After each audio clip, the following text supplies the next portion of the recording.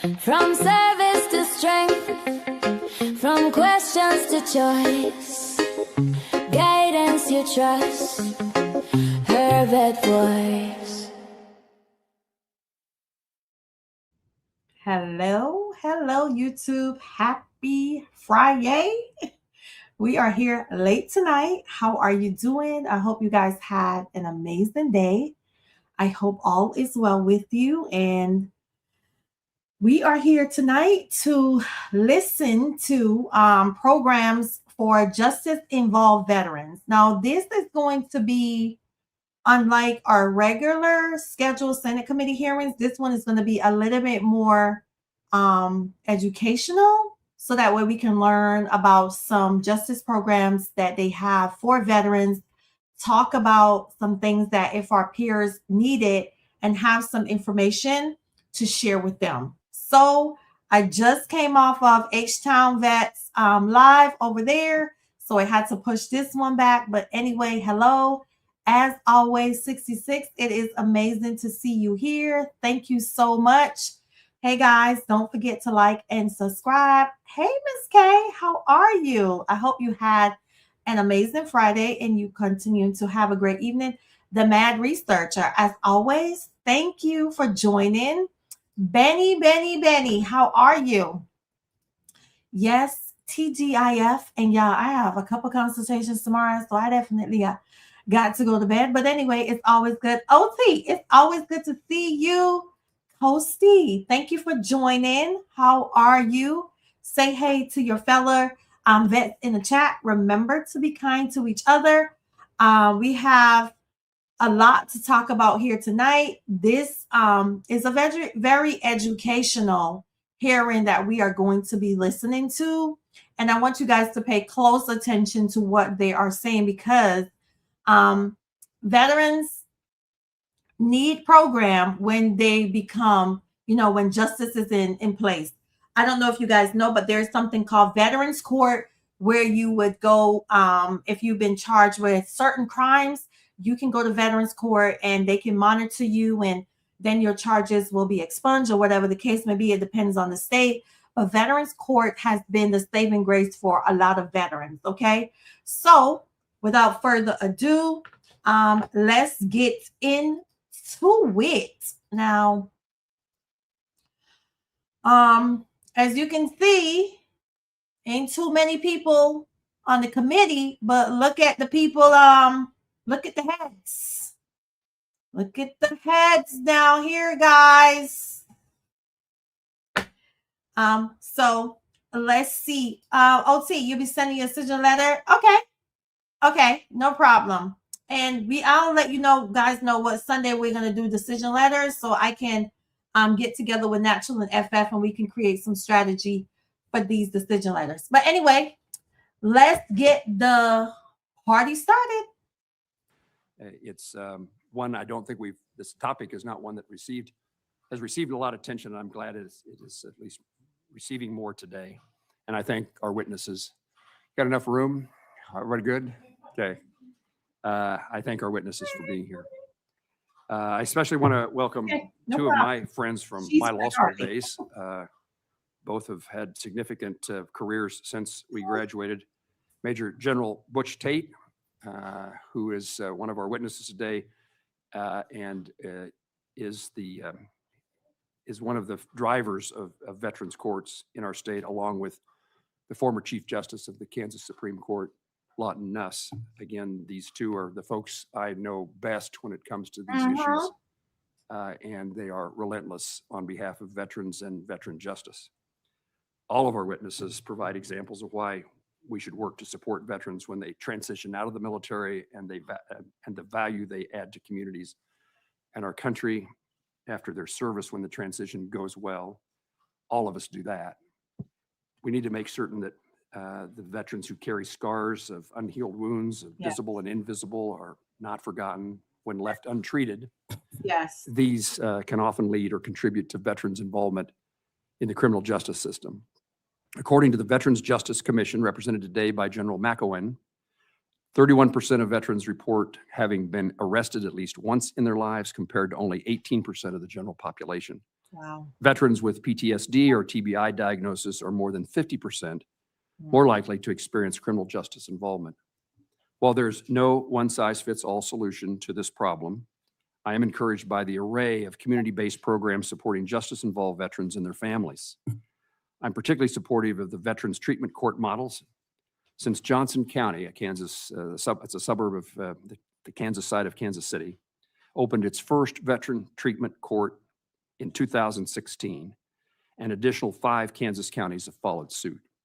And I'm looking forward to hearing about the impressive journey that one Kansan, one veteran court graduate, Corey Schramm, who's with us here today. I'm interested in hearing his story.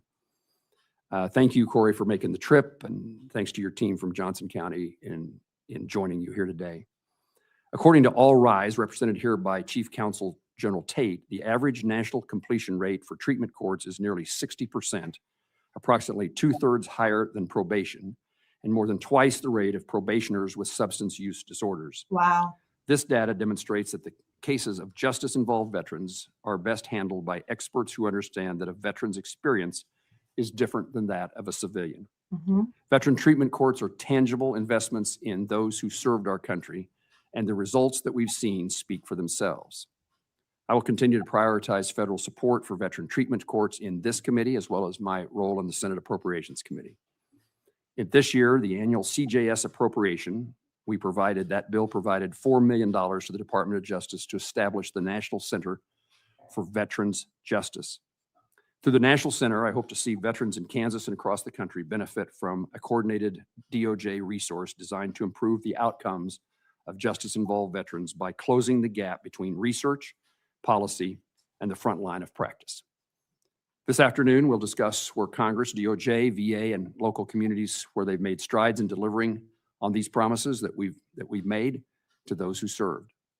We'll also discuss where the improvements are needed to make programs stronger, more sustainable, and more successful by putting the veteran first. I was encouraged to see DOJ's March release of a notice of funding availability for veteran treatment courts, followed by their commitment to brief the committee on both their plans for the establishment of the National Center and the technical assistance funding to support the training of treatment court staff and their partners nationwide. These developments reflect a welcome focus on justice-involved veteran community. I look forward to hearing from federal, state, local partners that are here with us today and to learn more about how this committee can support them. I'm going to, at this point, normally yield to the ranking member, Senator Blumenthal. He's on his way. He will be here. We'll say his opening statement for that arrival. And let me introduce the panel. Testifying on today's first panel is Major General Clyde Butch Tate, retired, Chief Counsel of All Rise. Kansas Supreme Court Chief Justice Lawton Nuss, retired. There's a message here to me. As well as Corey Schramm, a veteran of the U.S. Army. Brigadier General David MacEwen, retired, Director of Veterans Justice Commission. And Rose Carmen Goldberg, Associate Teaching Professor and Director of the Veterans Clinic at the University of Washington School of Law. General Tate, you are now recognized for 5 minutes. Chair Moran, Ranking Member Blumenthal, and distinguished members of the Senate Committee on Veterans Affairs, it's an honor to testify today. Senator Moran, we thank you and the committee for recognizing that while saying thank you for your service is important and appreciated, as a nation, we must follow those words with the actions necessary to meet our core national obligation to care for our veterans. I'm honored to be here with this panel of veterans, innovators, thought leaders in our justice system, and especially Mr. Corey Schramm, an Army veteran who has witnessed our justice system at its very best. I'm a proud Army veteran and equally proud to be the son of a 36-year combat wounded Army infantryman who taught me how to take care of soldiers and their family members. It's a lesson that I hope I took both into the Army and my life after the Army. A few months after joining All Rise as its chief counsel, I was visiting courts, training on best practices, speaking with stakeholders, listening to veterans and their families. I realized then, and to this day, strongly believe that veterans treatment courts showcase our government, judiciary, and communities at their very finest. To be sure, the vast majority of veterans thrive because of their military service. For many of us, it was the most rewarding time of our professional life, despite or maybe because of its hardships and sacrifices. Yet for a small percentage of our veterans, however, their experiences, the sights, the sounds, the events, the memories, resulting trauma, the attempts to bury that trauma are too much to overcome without help. Without our help, they are left behind, and some who straggle behind engage in increasingly risky behavior that puts them at the crossroads of the criminal justice system. In society, just like any military formation, you can only move as fast as your slowest runner. And like the military, we cannot and should not accept leaving someone behind. Today, as we move toward programs that provide solutions, let's be mindful that those veterans challenged by their service do not want to be seen as a percentage on a spreadsheet. They and their families are real people who are in that very small segment of society who chose to serve us, but who have experienced circumstances that altered who they are, how they think, and how they act. So what do? I submit that as a nation, we have a choice, and I hope we can learn from how we chose to treat my father's generation of Vietnam War and Vietnam era veterans and do better. That is, choose to implement programs structured to consider and address the unique experiences and circumstances of veterans, including those in our criminal justice system. The choice we make must be multifaceted and include veterans treatment courts with the person-centered care they provide. Veterans treatment courts transform the way our system identifies, assesses, and treats veterans in the justice system, and assembles the resources and parties to directly serve veterans. And these courts work. Beyond the dedication and commitment of all involved, these courts work because they are multidisciplinary and non-adversarial, merging resources and stakeholders into a singular effort. They work because they are trained to follow key components and evidence-based practices. They are treatment and accountability-focused public safety matters. Now, the community partners, housing, employment, counseling, transportation, education, pro bono legal clinics, and others are as key to making these courts work as the judges, prosecutors, defense counsel, law enforcement, probation, supervision, clinicians, veterans, justice outreach employees of the VA, and importantly, volunteer veteran mentors, the latter being our secret sauce. Now, like many complex challenges, there's no one solution fits all. That's why we are excited that today, in addition to veterans treatment courts, there's yet another path forward to improve outcomes for our veterans because of the congressional support for the National Center for Veterans Justice. We are excited at the possibilities of the center. We are also excited about the synergy when current and future programs such as veterans treatment courts, law school veteran support clinics, and university-wide student veteran centers are located in proximity to each other to make it less challenging for a veteran to receive the support they need. As I conclude, and I hope you'll indulge me, one final military analogy to highlight the critical aspect of the path forward for current and future programs. There's a theme running through each of the programs and participants I've mentioned, including court teams, law enforcement, veteran mentors, VJOs, and that is the importance of training and expert assistance to the overall success of each. Military units, for example, may have personnel who are mission-focused, the best equipment and technology, SOPs, tactics, skilled and experienced leadership, but to succeed, all units must be trained. And the proficiency gained from training can't be one and done. Success must be sustained. If we leave success to chance, we are not making the choice that will improve outcomes. As the data shows, training and technical assistance will improve graduation rates, which leads to decreased recidivism and to the very reason that we are all assembled here today, and that is to improve the outcomes for justice-involved veterans. Chair, thank you again for your time, for convening this hearing, and for helping ensure that as a nation, we make the right choice.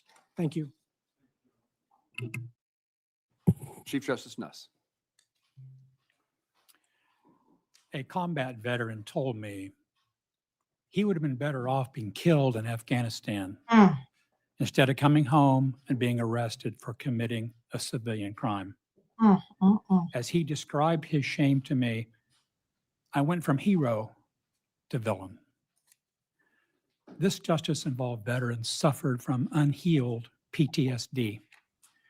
As has been said about such veterans, the painful paradox is that fighting for one's country can render one unfit to be its citizen.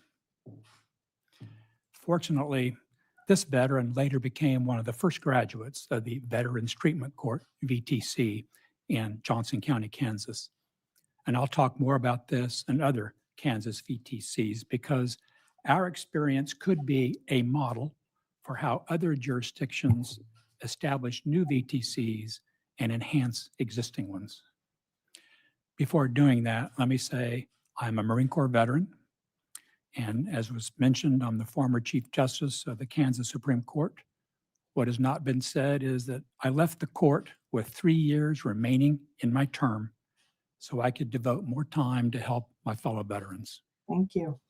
Chairman Moran, Ranking Member Blumenthal, and members of the Senate Committee on Veterans Affairs, I'm honored to speak before you today in both of those capacities.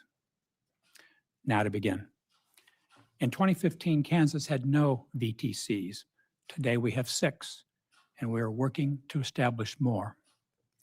Johnson County was our first one. Now, some people insisted because it is our state's wealthiest county that only a few of its veteran residents could possibly have committed crimes.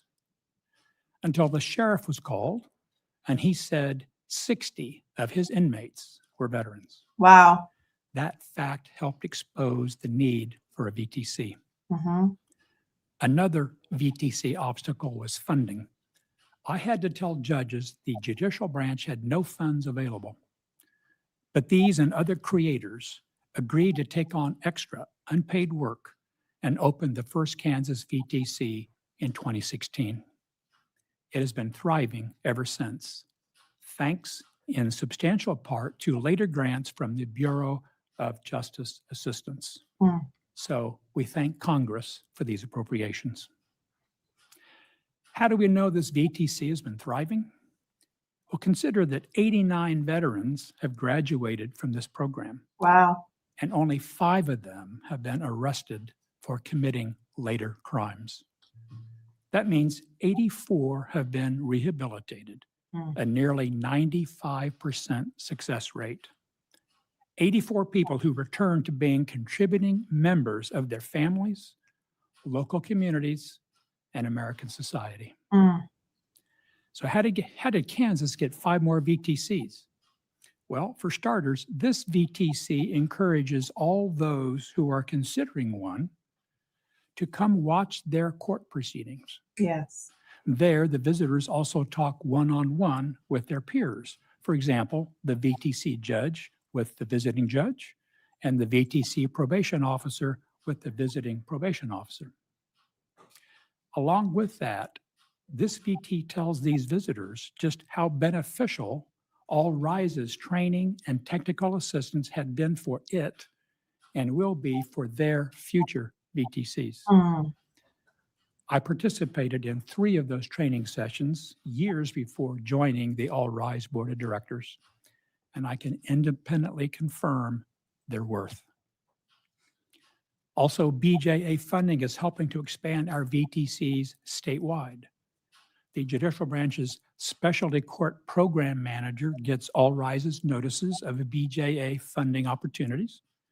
And after informing all courts, she and her grant writer help the responding courts apply for these grants to establish and enhance VTCs. The judicial branch also hosts a statewide specialty court conference each fall. Additionally, a Supreme Court justice serves as liaison to the specialty courts. Either she or I or both attend the opening and graduation ceremonies of our VTCs. And people like Chairman Moran and Congresswoman Sharice Davids accept our speaking invitations there. So word spreads of the Supreme Court's ongoing support of VTCs. We also emphasize the obvious money saved by avoiding incarceration and keeping a veteran in the community under court supervision, which promotes their rehabilitation.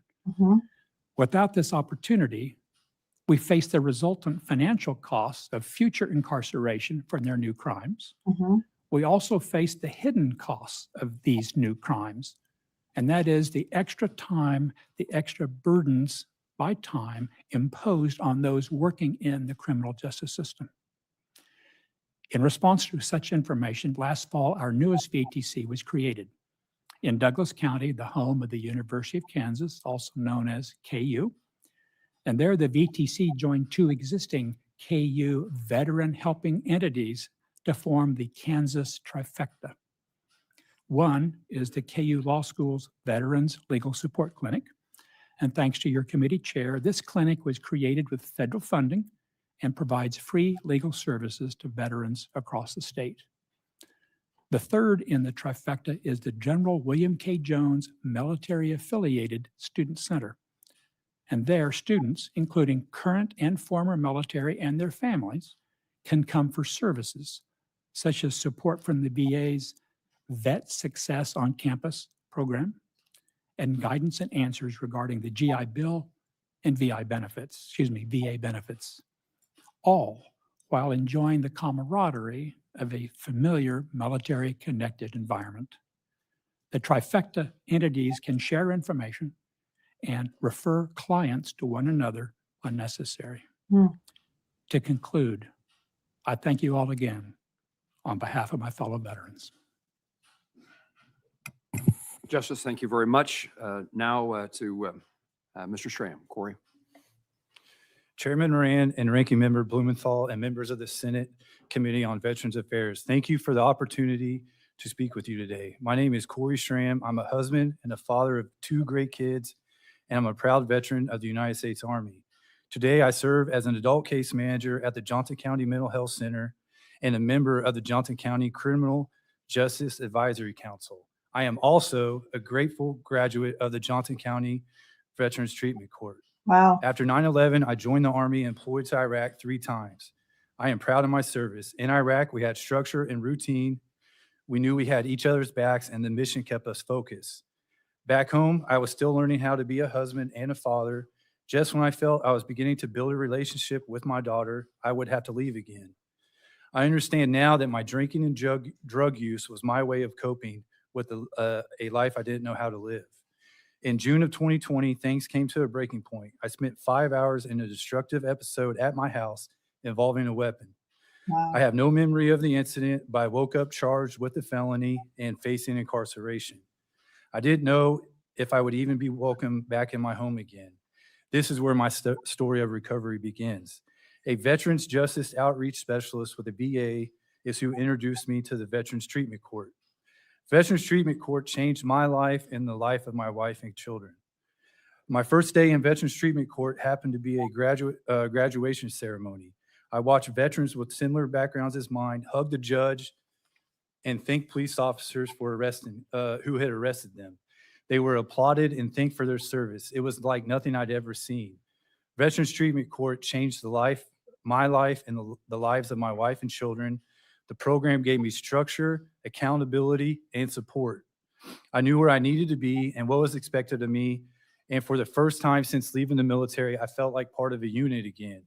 I received community-based services and VA care, including treatment and group therapy. And I started to see a future for myself and my family. The Veterans Treatment Court was with me every step of the way. When I needed help, they were there to provide it. When I stumbled, they held me accountable. One of the most important parts of my journey was my mentor, Navy veteran retired Rear Admiral Ed Phillips, who is here with me today. He stood by me every step of the way and showed me what recovery could look like. Through the VA Vocational Rehabilitation Program, I went back to school and got an associate's degree in addiction counseling. I remember sitting at the kitchen table with my daughter doing our homework together. Yes. It was one of the small moments that helped us rebuild our relationship. This year, my wife and I will celebrate our 20th wedding anniversary, and we will also be taking our daughter to college at K-State, Kansas State University. My son and I are about to attend in our 6th consecutive year attending NASCAR races at the Great Kansas Speedway. It's I amazing. was nervous to graduate, but the program prepared me for this challenge. I am sharing my story today because there are countless veterans who do not have access to Veterans Treatment Court. Wow. Veterans Treatment Court are not a shortcut. These programs are rigorous, They demand honesty, discipline, and a willingness to change, but they work. As you consider the future of veterans treatment courts, I urge you to continue supporting and expanding these programs. Because behind every statistic is a veteran like myself, someone who served, who struggled, and who, with the right combination of accountability and support, can find their way back, or as Ed would say, get your good name back. Thank you for the opportunity to share my story. I look forward to your questions.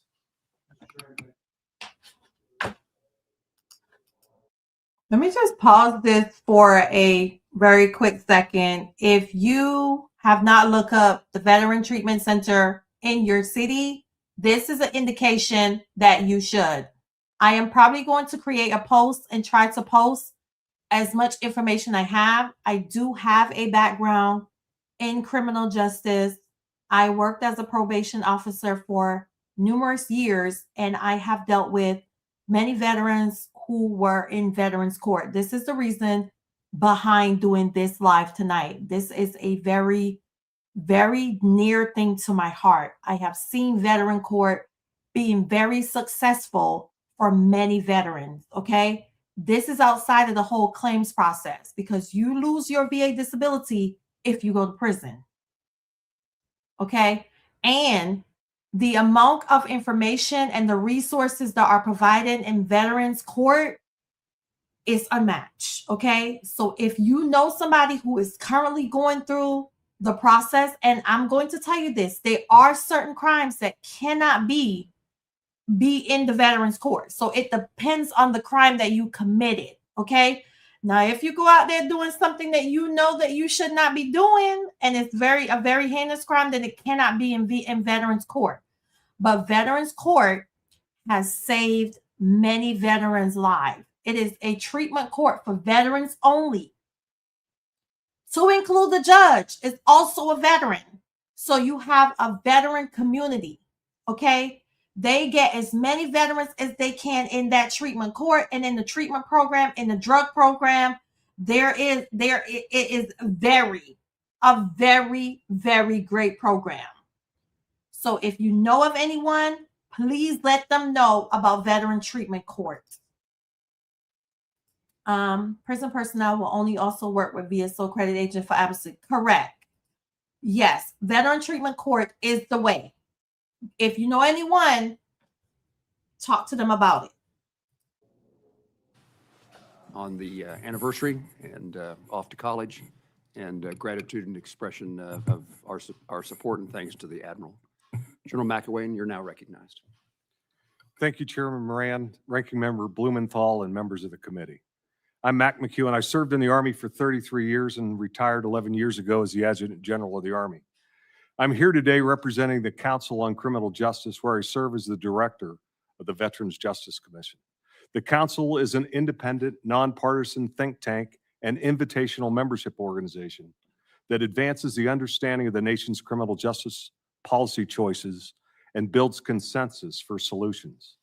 In 2022, the Council assembled the Commission to figure out why so many men and women who have served our country are winding up in the criminal justice system.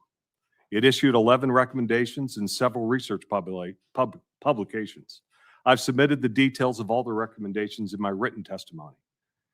Each year, about 200,000 service members leave the military.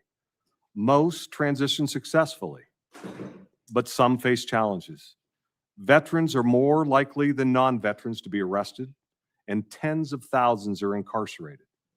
This involvement is often driven by combat-related trauma, traumatic brain injury, loss of benefits, and gaps in identification and intervention.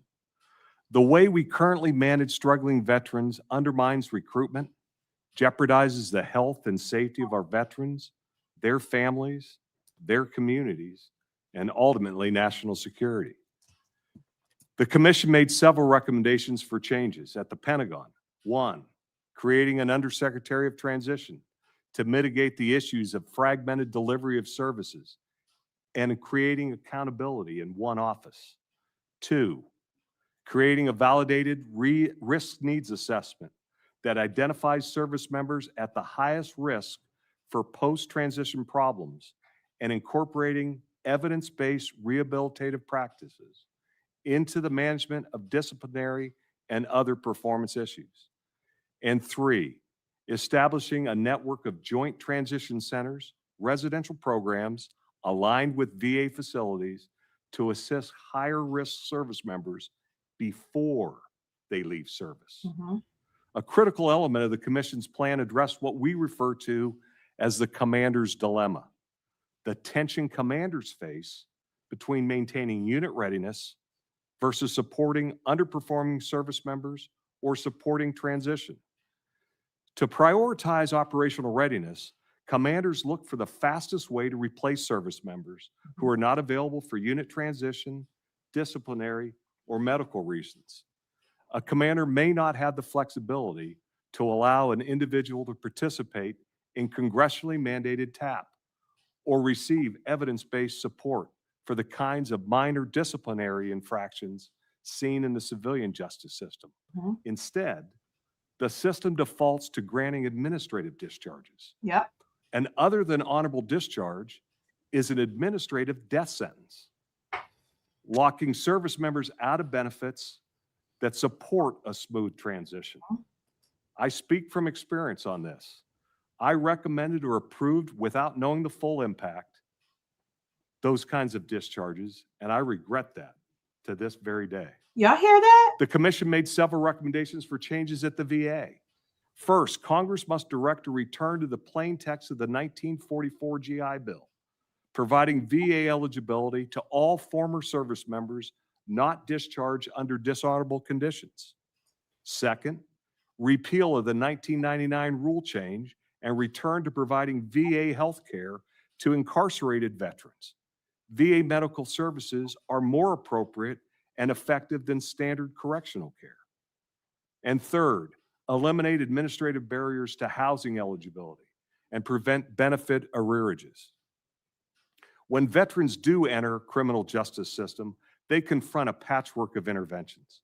These programs vary substantially across jurisdictions, and many fall through the cracks. VTCs have been pioneering life-saving interventions for thousands of veterans. Yet despite their expansion, we found that only about 15% of the veterans were able to take advantage of these courts. We developed a complementary policy framework for those without access to a VTC. It's been adopted by the American Legislative Exchange Council and is under consideration in several states. Finally, regarding the National Center on Veterans Justice proposed by the Commission, Congress authorized $4 million for the center in January, and we're grateful for that. Wow. The center should act as a hub for improving the success of justice-involved veterans by identifying and replicating best practices across the country and establishing proper program evaluation so we can invest in what works. If implemented properly, it will revolutionize how the system treats the unique cases of our veterans. Most veterans return stronger from their service, but too many still need our help. Yes. It's nothing short of tragic that those who once wore the cloth of our nation now wear the cloth of incarceration. We sent them. We used them. Now we must do better and stand by them, Yeah. ensuring that we have the support to return them to their families, their communities, and their countries, and their country. Thank you. Well said. Thank you, sir. Professor Goldberg.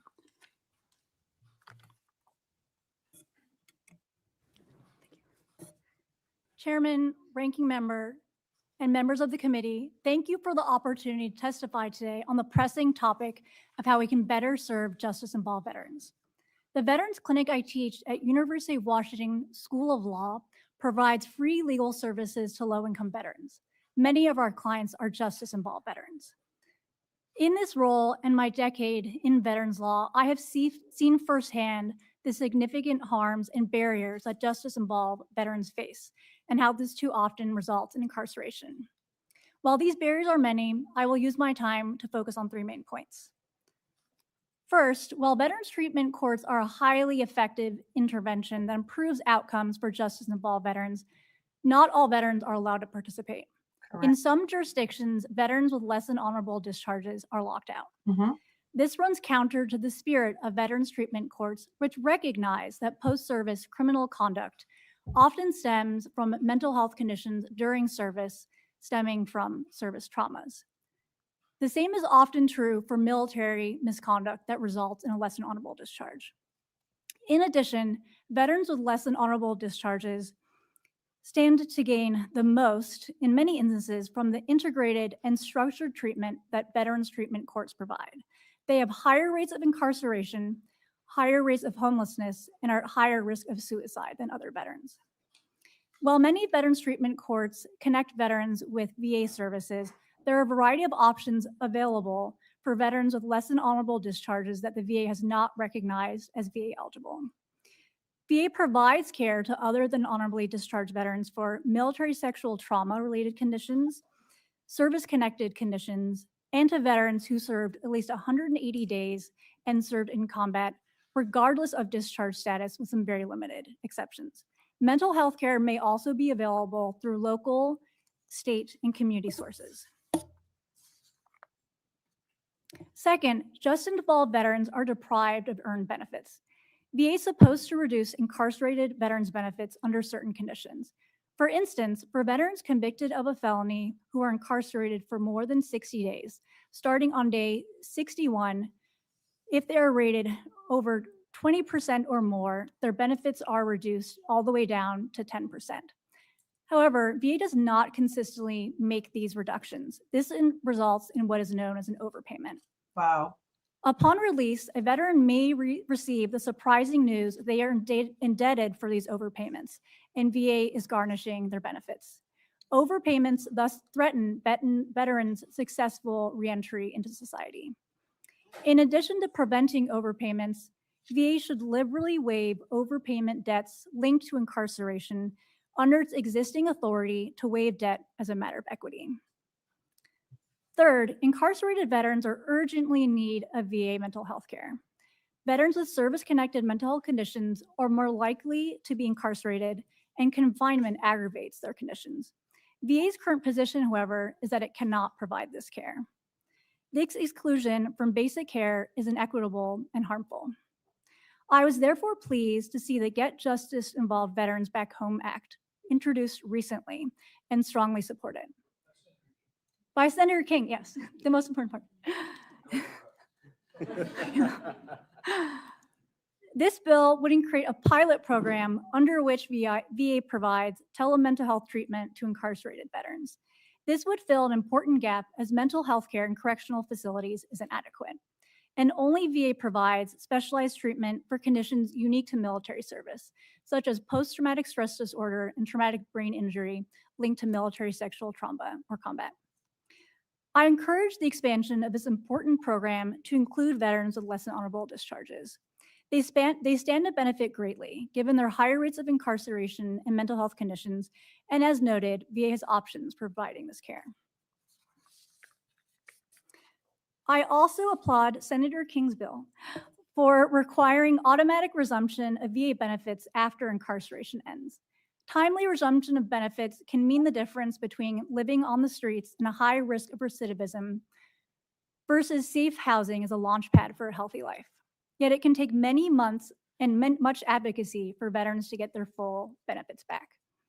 Finally, I enthusiastically support the launch of the National Center for Veterans Justice by DOJ as a hub for collecting and disseminating best practices. I hope this mission will encompass the different areas of policies that impact justice-involved veterans. I thank the committee for your commitment to addressing the root causes of justice involvement by veterans. By focusing on building programs that heal veteran service traumas instead of punishing them, we can truly achieve justice for veterans. Professor, thank you as well. I'm going to turn to Senator Blumenthal, the ranking member of the committee, for his opening statement over his beginning of his questions. Thank you, Mr. Chairman. I apologize that I was late being here and I have to leave to go to the floor to speak there. But I want to thank all of our witnesses for being here and your leadership on this critically important issue. Special thanks to Professor Goldberg, who served on my staff for a while. Thank you for your continued service. You know, I became involved in this issue very hands-on through a veteran in New Haven, name is Conley Monk. Conley, Marine Corps veteran, served in Vietnam, got into trouble with his sergeant because he suffered from PTS. Nobody knew what PTS was at that time. Nobody had any idea that shell shock, as it was called, or whatever the terminology at the time, might cause people to get into trouble. Conley got into a lot of trouble. He received a less than honorable discharge. And so he was ineligible for treatment when he had a drug problem. He was unemployed. He was on the streets. Wow. And he turned his life around and then brought a lawsuit against the Department of Defense through the Yale Law Clinic. I partnered with the Yale Law Clinic trying to help him with that action, and went through several secretaries of defense who were sympathetic, but felt they couldn't do anything about a bad paper discharge, even though it was factually and morally unjust. Wow. Until Chuck Hagel. And Secretary Hagel did the right thing. He established that people could more easily, more accessibly come to the boards of review. And Conley upgraded his discharge. Wow. And he is now an advocate for all veterans. I saw him just a week or so ago. But there are probably thousands of Conley monks out there who messed up. You know, they got into trouble. Maybe it was caused by trauma from their service, underlying risk factors that were never treated, obstacles to successful transition, or lack of structured environment. Everybody thinks veterans are these paragons of virtue, and many are, but there are also a lot of guys who just, you know, they come out of the service and they had problems before they went in, and those problems may not have manifested then. So my question to this panel is, how do we create more awareness about these opportunities? Because I find even now, years later, most veterans are unaware of the possibilities, the opportunities to upgrade their discharges from less than honorable. Obviously, we're not talking about dishonorable discharge. We're talking about bad paper, less than honorable discharges. And one of my hopes is that we can create more awareness. So I'll just maybe turn that question over to the panel. I don't know who might want to start the answer. Professor Goldberg. Answer your former boss, please. Yeah. I must, yes. Thank you for She was my boss. No, definitely not. Thank you for the great question, Senator. My clinic works on a lot of discharge upgrades. So first want to confirm that there is a great need for increased awareness. There unfortunately are a lot of rumors growing around that are quite prevalent. One is the automatic six-month discharge upgrade. I've heard this from veterans discharged decades ago. I've heard this from recently discharged veterans. They are put through the administrative separation process. They're told, oh, don't worry, just sign on the line. You know, no need to go to a hearing or anything. You'll be automatically discharged. You'll get your benefits back. In fact, it was so prevalent, I'm not sure if it's still there, but for a while on the Navy Discharge Review Board website, it's, had a big beware. There is no automatic 6-month discharge upgrade. I have found that a lot of veterans are not aware. As you mentioned, there are liberalized rules. There's memos known as the Hagel memo and the Curta memo that require the discharge upgrade boards to provide liberal consideration to veterans who were discharged consequent to, say, an undiagnosed mental health condition, or they experienced military sexual trauma, and the effects of that resulted in what was misinterpreted as misconduct. So I think there is a great need to spread awareness about both the availability of discharge upgrades and that there have been improvements under the law, as you said, thanks to the Yale Law School Veterans Clinic, in large part, such that veterans who may not have had a hope have some hope. But I will say I do think improvements need to be made in the process, and veterans are right to be somewhat hesitant. Wait times, I believe, at the Army right now are about 4 years, and there's some very serious due process issues. So I think we need to raise awareness, particularly for veterans who are discharged consequent to mental health conditions. This may be available to you, but also make it more timely, enhance the due process protections. And just one additional point, I think a lot of awareness needs to be raised regarding an alternative remedy that I find very few veterans are aware of, which is the VA has its own character of discharge review process that has its own issues, but it tends to be faster. You have a right to hearing, and that's where the VA makes an entirely separate determination where they can find a veteran what's called honorable for VA purposes. They can't change the DD-214, that's DOD property, but they can, if they make this favorable finding, veterans would have access to disability benefits, healthcare, everything except for GI Bill. So that can be literally life-changing for veterans, but there's very little information out there. Thank you. I'm not even playing with you tonight for this question right here. Why is it that every organization that presents before the committee is more prepared than the VA? I can't. You second me tonight. So what? They ain't submit their answers 24 hours before the Senate committee tonight? Is that what you're saying?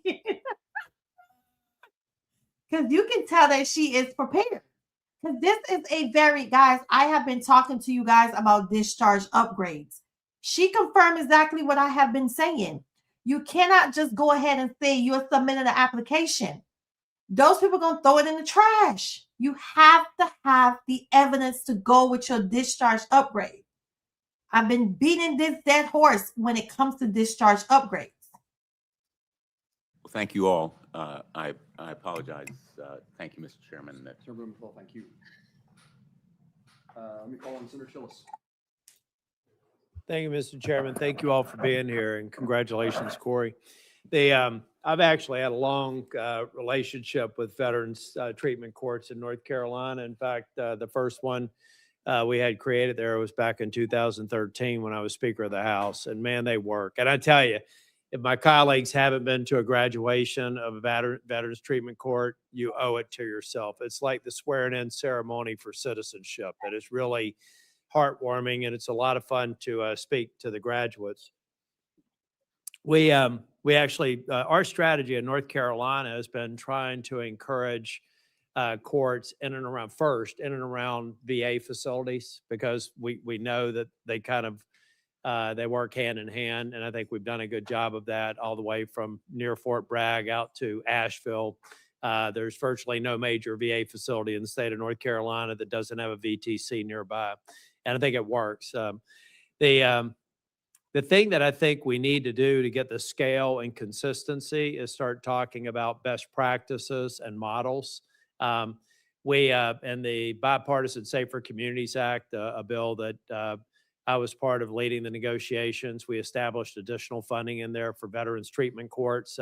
Need to make sure that the take rate is as high as it can be. That was a $14 billion investment in behavioral health. And I want to make sure that we spend that money, particularly in family courts and veterans treatment courts, because the money's there. And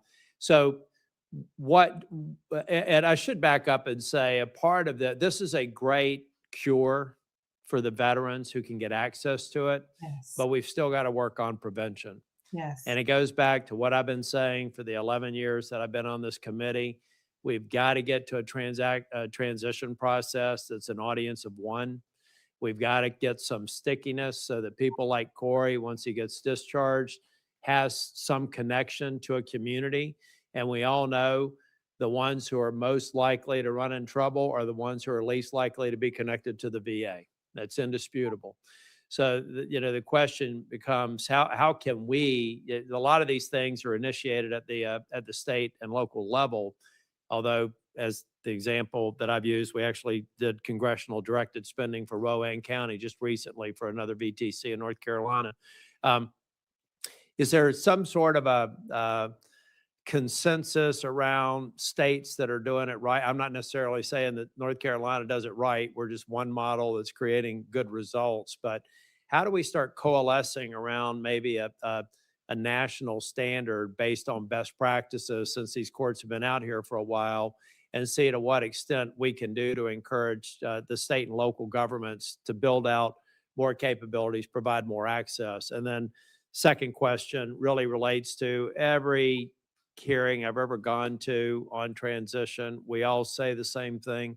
I don't feel like we've made measurable progress. So either validate my theory that we've still got a lot of work to do to really get to this where we have the stickiness with the at-risk service members, or tell me I'm all wrong, we're making real progress, and we just got to build on it.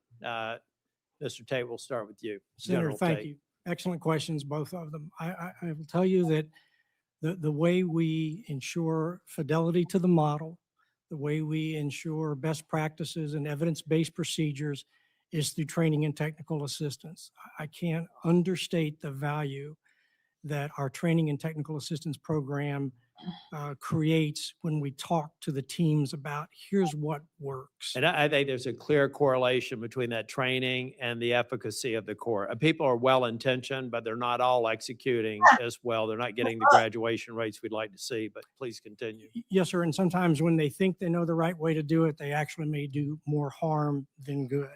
And so I think through training and technical assistance, we can certainly avoid that happening. The states that seem to be doing it better than others are those that invest the time in training and technical assistance. So it's sort of a related answer, but I think that's how we ensure that we move forward in the right direction and try not to do more harm than good. My time's going to go over, and I appreciate the chair recognizing me. But what I'd really like, if you all could think about it, if even Senator Blumenthal and I worked on the issue over the years on bad paper. We know one of the things here is that veterans may not think that they have an option. We know that the VA has allowed some people in on an exception basis with a less than honorable discharge. We need more of that. We need certainty. But we also need to know where these veterans are before a problem. So if you all could maybe submit for the committee, but at least for my office, some suggestions around best practice models, things that are working. We'd be very happy in my remaining time in the Senate to see if we can move the ball a little bit further along. And Mr. Chair, you have my support to that end. Thank you all. Thank you, Senator Tillis. Senator Hirono. Thank you, Mr. Chairman. So I know that there are a lot more veterans. Justice Nuss said something like over 100,000 veterans are incarcerated, but maybe somebody has updated numbers, and only a small percentage of the incarcerated veterans go through this program. Can somebody explain to me why that is the case? And is it, are there must be criteria for participating in the program. So first of all, it sounds as though the program really works. And if so, more veterans should have the opportunity to participate. Would somebody like to respond? Yes, Senator. Justice Nuss? Yes, thank you. Can you speak into the mic, please? Yes, is that better? No. It says talk. Yeah. Now it's on. Someone trying to tell me something? Does it work? No? No, Okay. it's, All right, just have to be persistent. Several answers, I believe, Senator, to your question. First of all, there are just an awful lot of jails in this country where they have no idea if the people in their incarceration are veterans. Correct. mhm. And the simple matter of asking people when they are being booked, have you served in the military? You don't say, are you a veteran? Because the younger folks think it's old guys like General Tate and me. And then if you say, have you served in the military? Sometimes they will still lie because they are ashamed. Yep. Because they basically took an oath to support you and me when they entered the military. And some of them are also afraid that the mere fact they've been arrested means that they will lose their VA benefits. So asking the question helps, but then the check on that is to use 2 VA electronic programs. One is called VRSS and the other is called Squares. And you can go online using that program and find out if the person who is an inmate in your jail Mhm. actually Veteran. served in the military. Yes. The second thing is, well, let me say that then helps convince the local folks, the courts included, as to whether you have a need in your area for VTCs. As I said in my testimony, Johnson County thought we don't need one. And then they found out they had 60 veterans incarcerated in their jail. The same thing happens across the state. Mhm. I'm sorry, across the country. And so once you have established a need, then you should go forward and try to put something together. And what I have talked with my colleagues is you don't have to wait until you have the deluxe version before you open a VTC. You can start very small and then over time increase what you want to do for these folks. Mhm. You can admit people to your program who have bad paper discharges. If you don't care about the VA providing benefits and you have a local community health center or something like that, then you can proceed. For example, that's something that Johnson County does. So, And- thank you. I note that from the summary of the commission's report, I think this is the report, that you don't know how many veterans are incarcerated. You don't have this kind of information. So there must be some way to do better in terms of identifying the people who would benefit from this program. There are over 700 VTCs all across the country. There are 4 in Hawaii, and when they are participating in them, and I realize it's not one size fits all, but it really decreases the recidivism rate and all of that. So the more veterans who are able to participate, the better, Mhm. right? As a Senator, we absolutely agree that more VTCs are better. But we also know that they simply don't reach enough of the population as Yes. you've described. Many VTCs exclude people with violent behavior, which is oftentimes the type of behavior that some of our veterans get involved in. 35% exclude those with what we call bad paper. And so we came up with a complementary thing to help bridge that gap in our Mhm. recommendation. A Mhm. model policy that gives a judge in a non-VTC jurisdiction a ability to act like a VTC without the VTC, all the bells and whistles, so to speak, Mhm. of a full VTC, because we know that the VTC system works. So like Chief Nuss said, if you don't have the VA capabilities, use community-based stuff and give a statutory background or backbone to a judge in a jurisdiction. No. So we need to provide flexibility. So for all of the panelists, I know that you all support VDCs, and so I will be reviewing the commission's recommendations, and I take it that all of you would support the recommendations that the commission came up with. Is that correct? Okay. Thank you, Mr. Chairman. Thank you, Senator. Senator Hassan. Well, thanks, Mr. Chairman. I really appreciate this hearing, and I am grateful to all of the witnesses, not only for being here today, but for your advocacy and for your service. Thank you very much. I want to follow up really on the question that Senator Hirono had just posed to Chief Nuss, but I want to ask General Tate if he has anything to add, which is really, we know the value of these courts. We know how they decrease recidivism. But we also know that not every jurisdiction, as we're just talking about, has one of these courts, and it can be hard to ensure that eligible veterans are identified and connected to treatment. So Chief Nuss, you just talked about some of the things we can do. General, I just wanted to kind of add on to that. Are there other things we can do to identify veterans who are eligible for these courts and for the connected services? Thank you. Excellent question, because that is an age-old problem. Yeah. I think it starts with, again, I go back to training and technical assistance. Part of our training at All Rise includes law enforcement who are likely to be the parties at first contact with the offender, we'll just say. And training them to understand to ask the right questions and training them to appreciate what this veteran may be going through. So education is part of it. Advocacy is part of it. We've talked about the National Center for Veterans Justice. Right. Part of that will be a state and local engagement. It'll be convening at the national level. It'll be all of these stakeholders who really, really want to make a difference coming together and learning, okay, this is how we identify, this is how we assess, and this is how we treat. And I think that leads to success.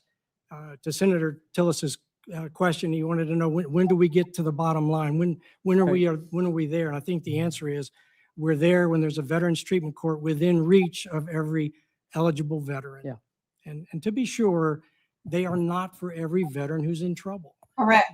That's where the assessment part comes in, the high risk, high need. That's who will benefit the most.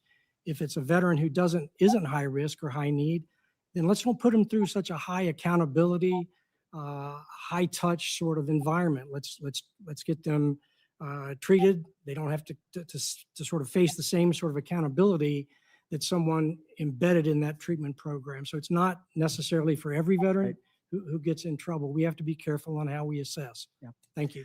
Well, I appreciate that very much, and I think that that's something we can all work on together. I was struck, I think it was when Chief Nuss was talking about, don't ask somebody if they're a veteran. We found when we were trying to increase access to veteran-informed care in New Hampshire, that we had to really train medical providers to ask, have you ever served? Yes. Were you ever in the military? Not, are you a veteran? And that was for a civilian here, a revelation. So, Chief Nuss, I wanted to ask you another question. You're doing incredible work, and I love the story about how the effort in Kansas has grown.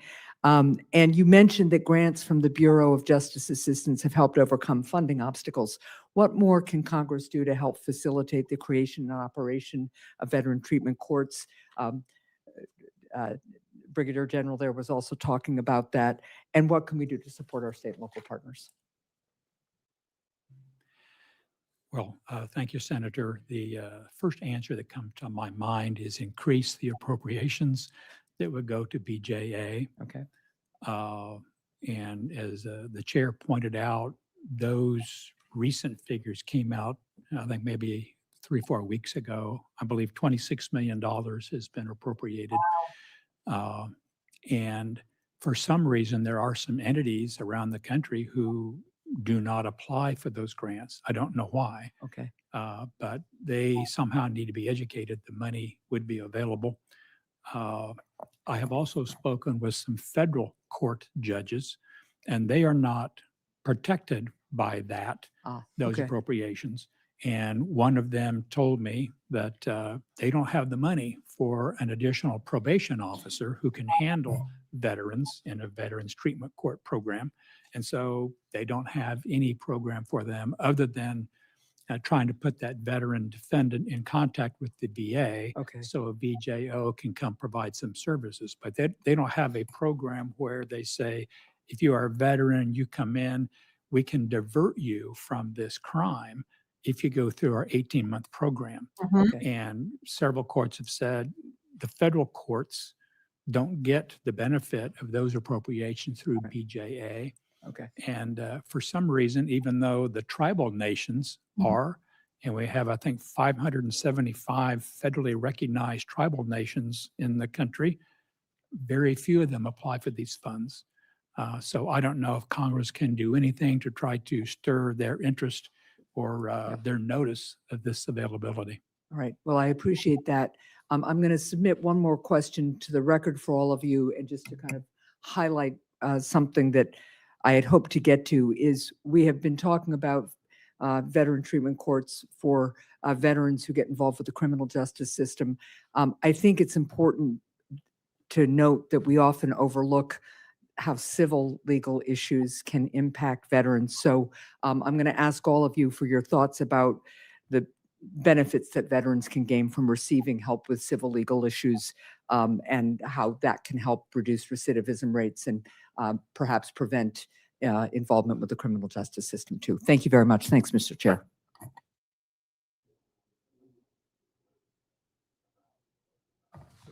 Fine with me. No, that'd be great. Thank you.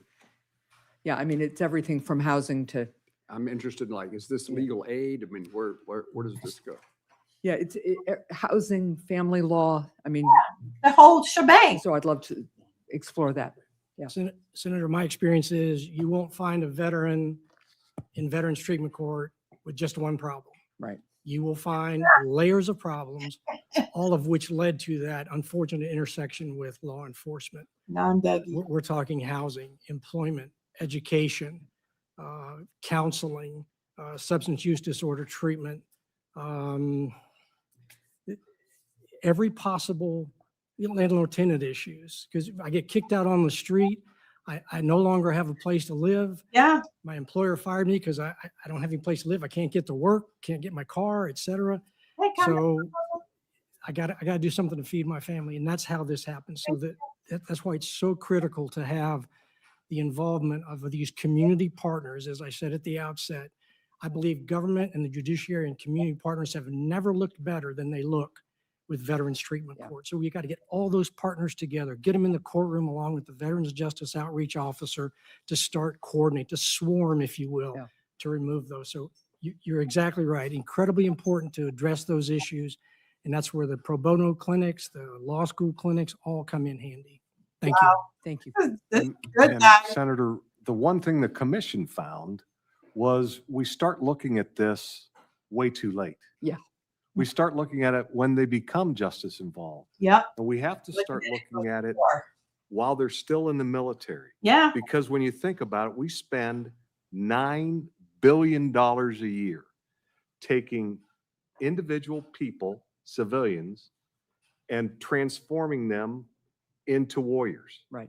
And into 800 different specialties, from firefighters to fighter pilots, over a period of weeks. And then we put them in front of things and do things to them and expose them to things. And then at the end, we spend a couple of days, maybe 40% get through it. And we spend $140 million on transition. Wow. And don't spend any amount of effort to transition them from warrior back to civilian. Wow. And then we don't use any evidence-based process to look at who's at risk. So then we're surprised that some have a problem. Yeah. So we ought to spend a little bit of time looking at those, and that's what the commission found. We ought to spend some time looking at those things that could cause someone to turn into have a problem with justice involvement. Well, again, first of all, Mr. Chair, thanks for the indulgence, and Senator King as well. And thank you all for your expertise. And I look forward to continuing to work with all of you. Senator King. General, to follow up, I also serve on the Armed Services Committee, and for the last 10 or 12 years, my repeated urging is I believe that the Defense Department should spend as much time, money, and effort on transition out as they do on recruiting in. Yes. And it's we're making some progress, and but nothing like what it ought to be. Let me ask you, the bill that was mentioned, the Get Justice Involved Veterans Back Home pilot program for VA to provide mental health services for incarcerated veterans. To me, that's a gimme. I mean, that's obvious. But we have to start with a pilot program. I understand the commission has recommended returning to the 1944 GI Bill, the plain language, which would allow most veterans to access VA services. Why did the commission make that recommendation? Give me a little background on that. Thank you, Senator. The commission made that recommendation because there was a huge discussion. We had researchers take a look at this as the commission did its work. In 1944, the Congress spent weeks looking at who should be eligible for VA benefits when they were establishing the original GI Bill. And they said only the worst of the worst should not get benefits. Dishonorable discharge. That was the cutoff. That was the cutoff. And so that was the rule. And then over time, by rule, not by the intent of Congress, by rule, it's been chipped away. And so all of a sudden, narrowing the class of citizen who had served that no longer was eligible for benefits. So what happened over time is those most in need of benefits are denied benefits. And so we said, well, that Like doesn't make somebody that's sense. incarcerated. Someone incarcerated with a felony conviction Right. loses it, but someone who, an example that I'd use for you, sir, is someone that had military sexual trauma and then becomes a bad soldier Yep. because they're dealing with that military sexual trauma. Talked about And it. so they're not showing up to formation. And so the commander says, this is not a good soldier. And so they administratively discharge him and they give him bad paper. Yep. They give him bad paper because he's not showing up at work, but not because of the underlying condition, that Yep. because they don't have an evidence-based process to take a look at him, they discharge him and he or she doesn't get health Health. care at the VA. Yep. Well, just for the record, do all of you agree that VA mental health benefits should be available to incarcerated veterans? Yep. Yes, sir. That- Yes. Yes. That's a yes from everybody. Thank you. And the other thing that's in this bill, and it goes to one of the points we were talking about before, is requiring the VA to do the research to find out how many incarcerated veterans there are. They don't give To me, documentation. that makes a lot of sense. Does that, Don't Chief, is start now. that a sensible proposal? I believe it. I believe it is. And as kind of a piggyback to that, Senator, I'm in favor. I'm not sure who had proposed this during the past year, but as you leave the military, you are automatically enrolled with the VA.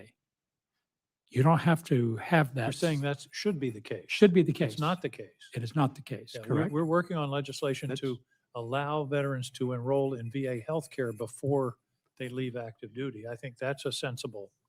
Senator, Yeah, we recommended, the commission recommended automatic enrollment for a 2-year period. Right. Currently, they can voluntarily enroll on what's called an EZ form, which everyone that I've ever spoken to, the form is called EZ, Being but hard it's not. to be. So another Correct. thing, Professor, that I'm interested in is, and I think you touched upon this, is to have the process of restoring benefits after release automatic and timely. Yes. As I understand your testimony, that can often take months and a lot of paperwork and difficulty. Correct. Is that the case? Yeah, what I've seen happen is the onus is on the veteran, both on the front end to notify the VA that they are incarcerated as a change in life circumstances. You can imagine many veterans may not be aware that they are supposed to do this. And as they are incarcerated, it may not be easy to actually do that. And then on the tail end, it is supposed to be an easy process for the veteran to notify that the VA that they have been released. But what often happens is there's a very long tail to that. The veteran may call in and then there's this very slow back and forth where the VA is contacting correctional facilities. And again, the onus falls back on the veteran, go back to the prison to get some kind of documentation. And it can just kind of spiral into months. But as has been mentioned, there is data sharing capabilities that are underutilized. This is a government to government process. So, they are entitled to have that restoration on day one, and they do get they're supposed to get back pay if it does take many months or a year, as it sometimes happens. But there's no reason that should be the case. And One Yeah, thing I sure. would mention that we made some progress on, because it was in the defense bill that passed last year, it's now law. If the veteran has an opportunity to opt out of whether their home state veteran service organization is notified that they're coming home. In other words, instead of having to opt in, which people often don't do because you've got so many forms, now it's an opt out. And we believe and hope that will significantly increase. My vision is have somebody to meet them at the airport. Have somebody from one of the VSOs or from the state veterans office and start the process of here's what's available, here are the services, and is there a way, can we help you find a job, or all of those kinds of things. So I did want to mention that it was sort of an obscure provision in a 2,000-page bill, but I think that we're hoping that now that that's the law, that we'll see some progress on that. Thank you very much, Mr. Chairman. Thank you for having this hearing. Thank you, Senator King. I just now have a few questions. Let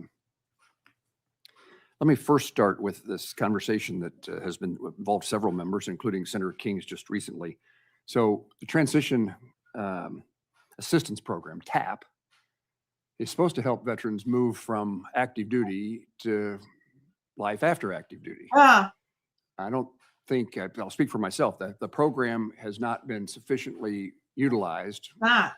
supported, emphasized, and I think we're missing a lot of opportunity.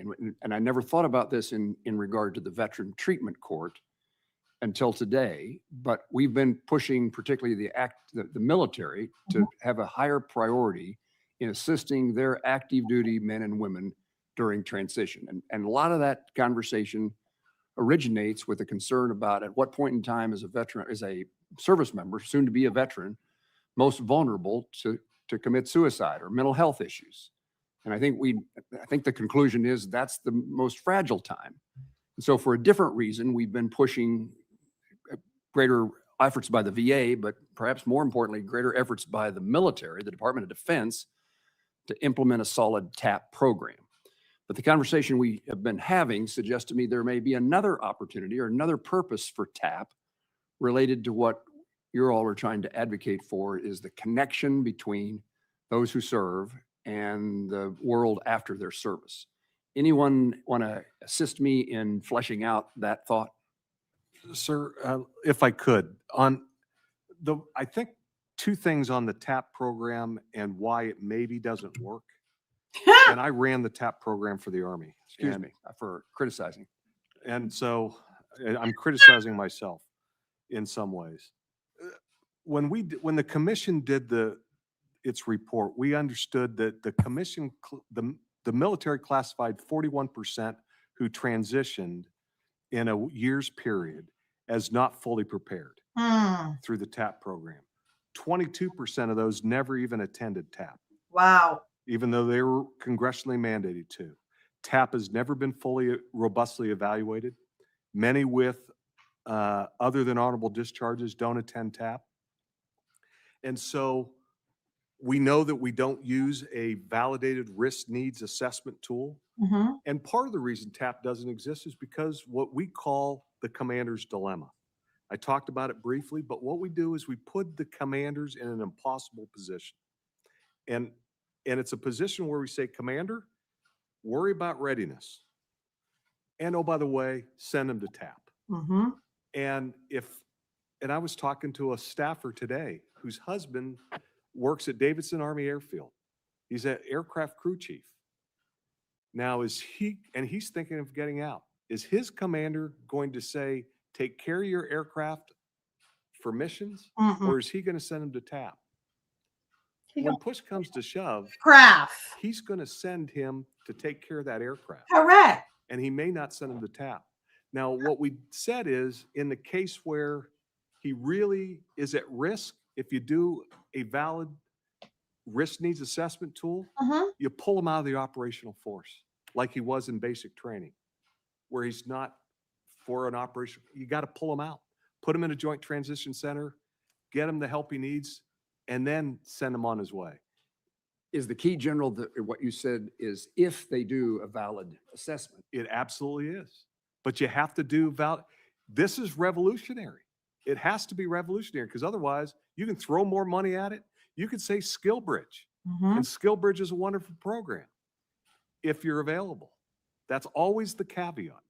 SkillBridge, send them to SkillBridge if operational readiness allows.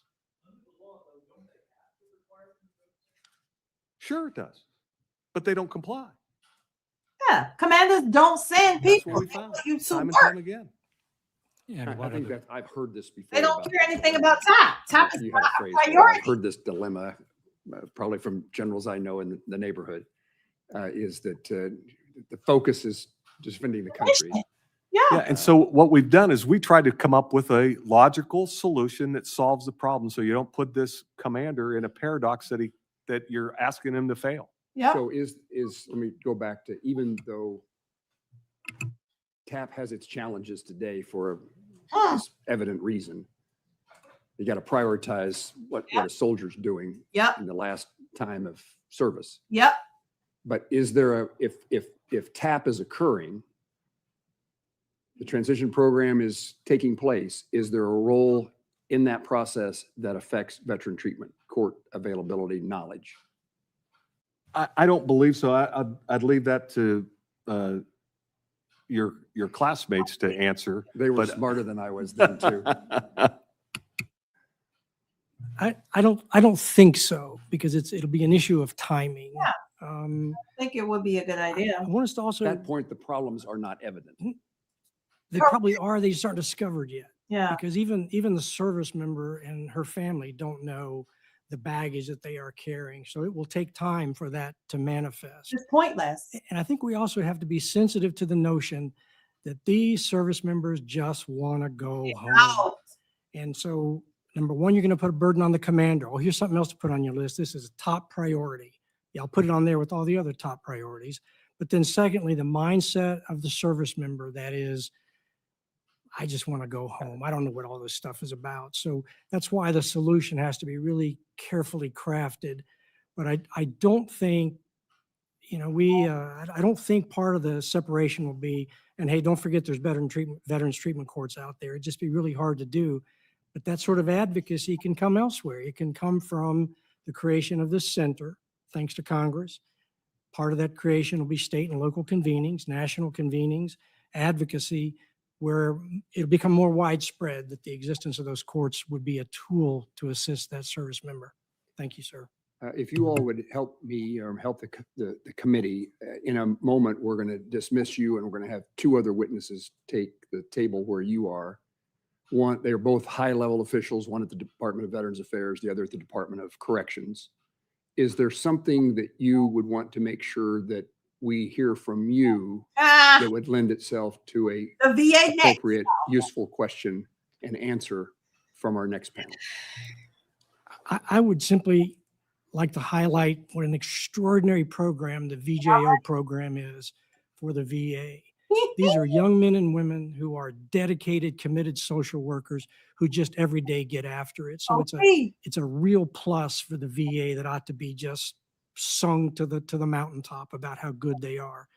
I think critical to their continued success, sustained success, will be training tailored to the VJOs, so that we ensure that not only are they trained when they're new to the job, because it's super demanding, especially if that VJO is not got military culture in their background. Yeah. But it's not only that newcomer training, but it's also the training to sustain their skill set. So that's all I would. That really is to me a thumbs up for the two thumbs up for the VA and that VJO program. Thank you, Senator.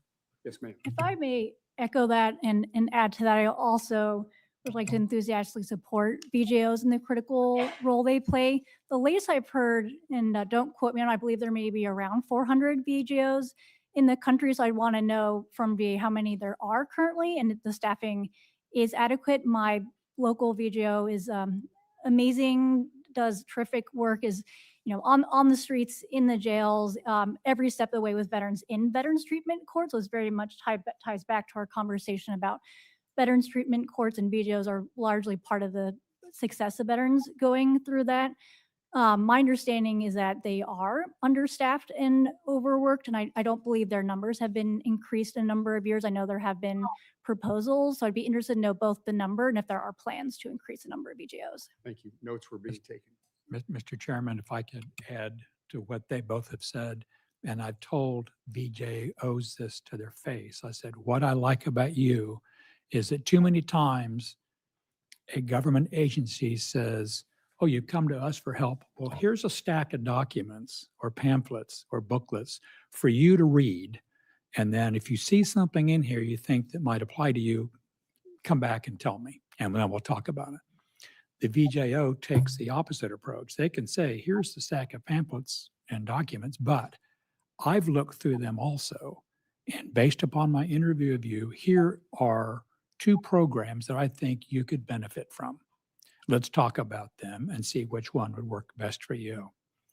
The other thing I would say, I think the Senator Tillis said earlier, if you've never been to a VTC graduation ceremony, it's well worth your time. Yeah. And as far as the VJOs go, in Johnson County VTC, when the VTC graduate is allowed to speak and say how much it's meant to them, they always go over and hug their VJO. at least the ones I've been to.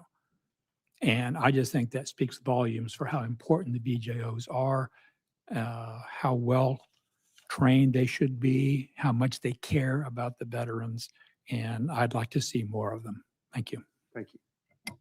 Yeah, I would say to both government folks, as a former government folk, to please be involved in the process for the National Center with Department of Justice, because this has to be a whole of government approach, and it can't be stovepiped inside DOJ.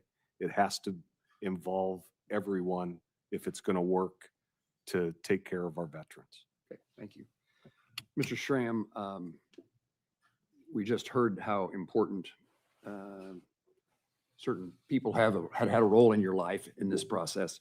I wanted to give you the chance to maybe do a couple of things. If you'd like to expand on what the program was like that you went through, and if you'd like to take a moment, how are you treated differently than someone who is not in the veteran treatment court? You may not know that, but what were the aspects of that court that made a difference in your life? And it may just be that you want to tell us about your mentor, and I want to give you the chance to do that. I think the program, it keeps you accountable. Like I was on and off probation before I went to Veterans Treatment Court.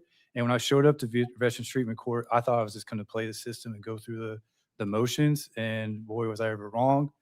And to go back on what everyone was saying about VJOs, my VJO, Michelle Parsons, is the standard as VJO. She's an amazing person. She gave me the best piece of advice when I was going through, when she told me I didn't have to do this. That wasn't really the words I was looking for, but it just showed me where the path that I was going to take. And as far as Ed's a legend. He's a great human being. He's the reason my tie looks so good today. And he was just an absolute going through the program. He kept me guided. He used a term called jungle rules that I had to Google because I didn't understand what it was, but it just meant, the court, it's their rules, and you just have to abide by it. And that was a great deterrent from even the smallest sanction. I couldn't believe how upset I got over the smallest sanction. Tonight. But his words with jungle rules is completely took my train of thought elsewhere and started thinking about my actions instead of like the overall punishment, like what I could do better. Thank you. All the questions, the stories that Blumenthal told, your witness to the committee reminds us, at least reminds me, I speak for myself. I believe we change the world one person, one soul at a time. Yes. And we need to have that kind of approach to how we deal with people. It's not about a process, it's about a relationship. And it's the Veteran Treatment Court demonstrates to me, and your testimony shows, when people care about other people, you can change a life. And it's a great story for us to hear. We're going to change panels. Incidentally, I'm trying to demonstrate my leadership. I think it's hot in here. All right, guys, let's. And they turned off the air conditioning because there was some loud noise in the background. I said the loud noise is continue. It's worth having the noise. I'm going to scoot forward. So I think. For your appearance here today. And we'll start with you, and let's hear what the Bureau of Prisons has to say, Ms. DeCamo. Thank you. Good afternoon, Chairman Moran, Ranking Member Blumenthal, and the distinguished members of the committee. It's a pleasure to appear before this committee to share the work that the Federal Bureau of Prisons is doing to meet the needs of our incarcerated veterans. My name is Dana DiGiacomo, and I am a career employee with nearly 19 years of service in the Bureau of Prisons, including the last 8 years in the Reentry Services Division, where I currently serve as the Assistant Director. On behalf of the agency, I want to thank you for the opportunity to be here today. It's both an honor and a privilege to speak with you. I would like to also take a moment to acknowledge the many veterans who are part of my life, my family, friends, and colleagues within the Bureau of Prisons. Their service and sacrifice is deeply respected and appreciated. The BOP recognizes veterans represent a unique population within our federal prison system. Currently, the Bureau of Prisons houses approximately 7,600 incarcerated veterans, many who face service-related challenges, including physical and mental health conditions, as well as difficulties adjusting to life after military service. Veterans in the BOP reflect a diverse population across all security levels, with the majority classified as low or medium security. Many maintain strong family connections, and a significant portion have achieved a high school diploma or equivalent. These characteristics highlight both the needs and the potential of this population, reinforcing the importance of targeted programming and support. The BOP's program statement on the management of inmate veterans provides a framework for identifying and supporting incarcerated veterans. This policy outlines staff responsibilities, training requirements, and service delivery expectations to ensure veterans are properly identified and connected to resources. Identification begins early in our intake process, where staff verify veteran status through documentation such as the pre-sentence reports and military discharge records. This information is entered into the BOP systems and tracked through a centralized database, allowing the agency to monitor trends and ensure continuity of care. Once identified, veterans are supported through a structured 3-tier service delivery model designed to meet their needs at every stage of incarceration. Tier 1 services provide a foundational support through self-help resources and informational sessions in collaboration with the Department of Veteran Affairs.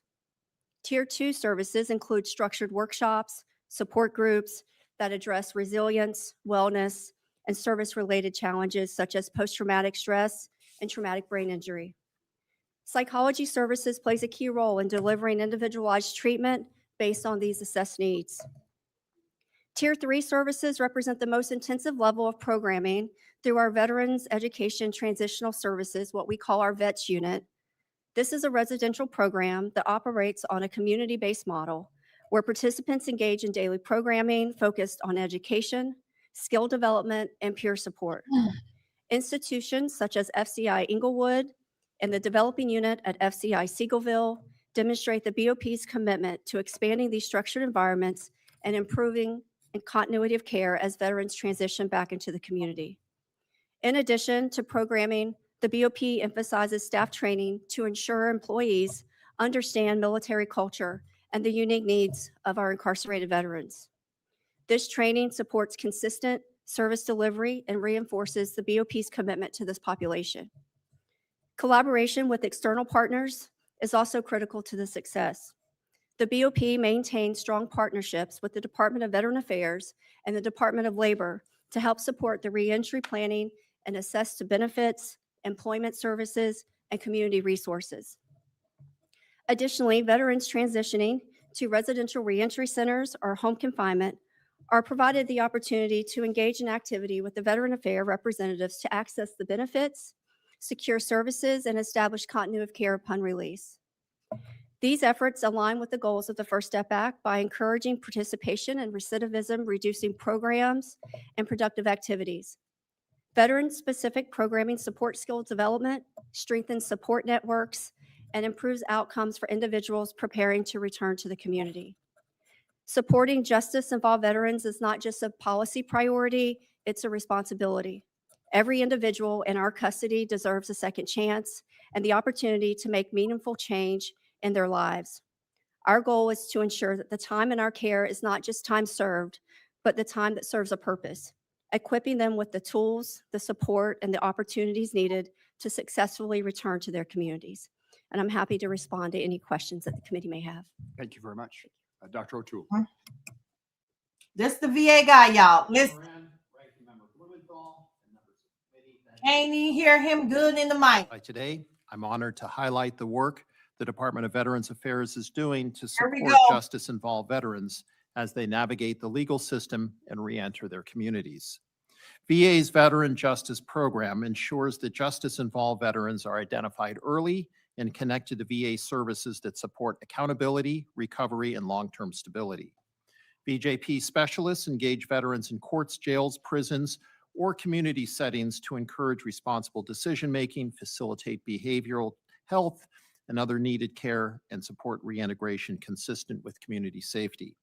In fiscal year 2025, VJP served more than 60,000 veterans through more than 500 specialists nationwide. For many, meeting a VJP specialist can be a turning point that opens the door to recovery. Early engagement helps veterans take responsibility while accessing treatment and supporting rehabilitation. For nonviolent offenders, the veteran treatment courts occupy a critical role in supporting justice-involved veterans by offering a structured, treatment-focused alternative to incarceration. These courts pair judicial oversight with VA-supported treatment and case management. VJP specialists work alongside court teams to ensure veterans receive the healthcare, housing, and support needed to complete their court-defined programs successfully. The Veteran Healthcare Administration Healthcare for Reentry Veterans Program conducts outreach in federal and state prisons or jails to support veterans preparing for release. HCRV specialists assist with healthcare enrollment, identification documents, follow-up appointments, and reconnection to VA systems that may have lapsed during incarceration. This pre-release engagement is essential to ensuring successful community reintegration. VA's Legal Services for Veterans program strengthens access to civil legal assistance, helping veterans address outstanding legal issues such as housing disputes, benefits matters, or family law concerns that may impede stability and successful reintegration. These services do not remove lawful accountability, but rather they assist veterans to better understand their rights and responsibilities under the law and navigate available resources so they can meet legal obligations, rebuild stability, and pursue self-sufficiency. You got a binder. The VBA complements VHA's clinical and reentry services by ensuring justice-involved veterans receive information about VA benefits and how to apply. Through its justice-involved veteran coordinators and homeless veteran outreach coordinators, VBA tailors outreach to local needs and refers veterans to federal, state, and community organizations. All VA regional offices conduct quarterly in-person or virtual outreach to veterans who are incarcerated at federal, state, or local facilities. Benefit information is disseminated to incarcerated veterans. VBA also provides information and training on VA benefits and services to community service providers and correctional officials. Stop lying. From October to March of this past year, VBA conducted 425 justice-related outreach events, reaching more than 14,000 participants. Show me. VBA outreach personnel also coordinate outreach efforts for veterans at risk for homelessness who are being discharged or released from a facility after imprisonment, coordinating with VHA to provide outreach within 60 days of release to assist with establishing eligibility for VA benefits and services. VA strongly supports the Department of Justice's National Center for Veterans Justice. It provides a national opportunity to standardize veteran identification, strengthen data and research capacity, and improve coordination across the criminal justice system. VA's longstanding collaboration with courts, jails, and prisons form a strong foundation for this expanded effort. And these collaborations support VA's commitment to the rule of law, safe communities, and our commitment to veterans and their capacity to return to their communities. We appreciate the committee's attention to these issues. Look forward to continuing our work with federal, state, and community organizations. And this concludes my testimony. Happy to answer any questions. Thank you. I ain't even got to say nothing. Everybody else came up there. Did you hear anybody say any numbers? Any bit of numbers? Did you hear anybody that lady came up there? The men came up there. They ain't mentioned no numbers. As soon as he started talking, you know he part of Dougie's team. And really and truly, they asked how many VJOs they are nationwide. They are on nearly 400. Nearly. So that means they're not even at 400. They're nearly. They're supposed to be at every VA medical center to work for the local jails and the courts. Thank you. Now, a number was called prior to him. But here he come with this whole numbers game. I'm already upset. We got a little bit left, and then we'll be ending this because there's only 15 minutes left of this. Ms. DiGiacomo, do you believe the VA's engagement at the Bureau of Prisons is adequate, sufficient? How would you describe it? It ain't adequate. Thank you for that question. Yes, we have a great partnership with the Department of Veteran Affairs. Actually, their staff or their contracted staff come into our facilities quarterly to be able to meet the needs of our incarcerated veterans. Quarterly. And Dr. O'Toole, as evidenced by the number of times you appear before this committee, you have lots of responsibilities. There's lots of things Yeah, a whole bunch of you hats he wear. need to pay attention to. Tell me why I should be assured that this is Don't bother. veteran treatment courts Save and you the a associated programs around them are not something that slips through the cracks. Don't bother. Thank you, Senator, and it's a great question. The short answer is because they work, and because they work for our veterans and bringing them back into their communities, allowing them to lead their fullest lives possible, and it's important.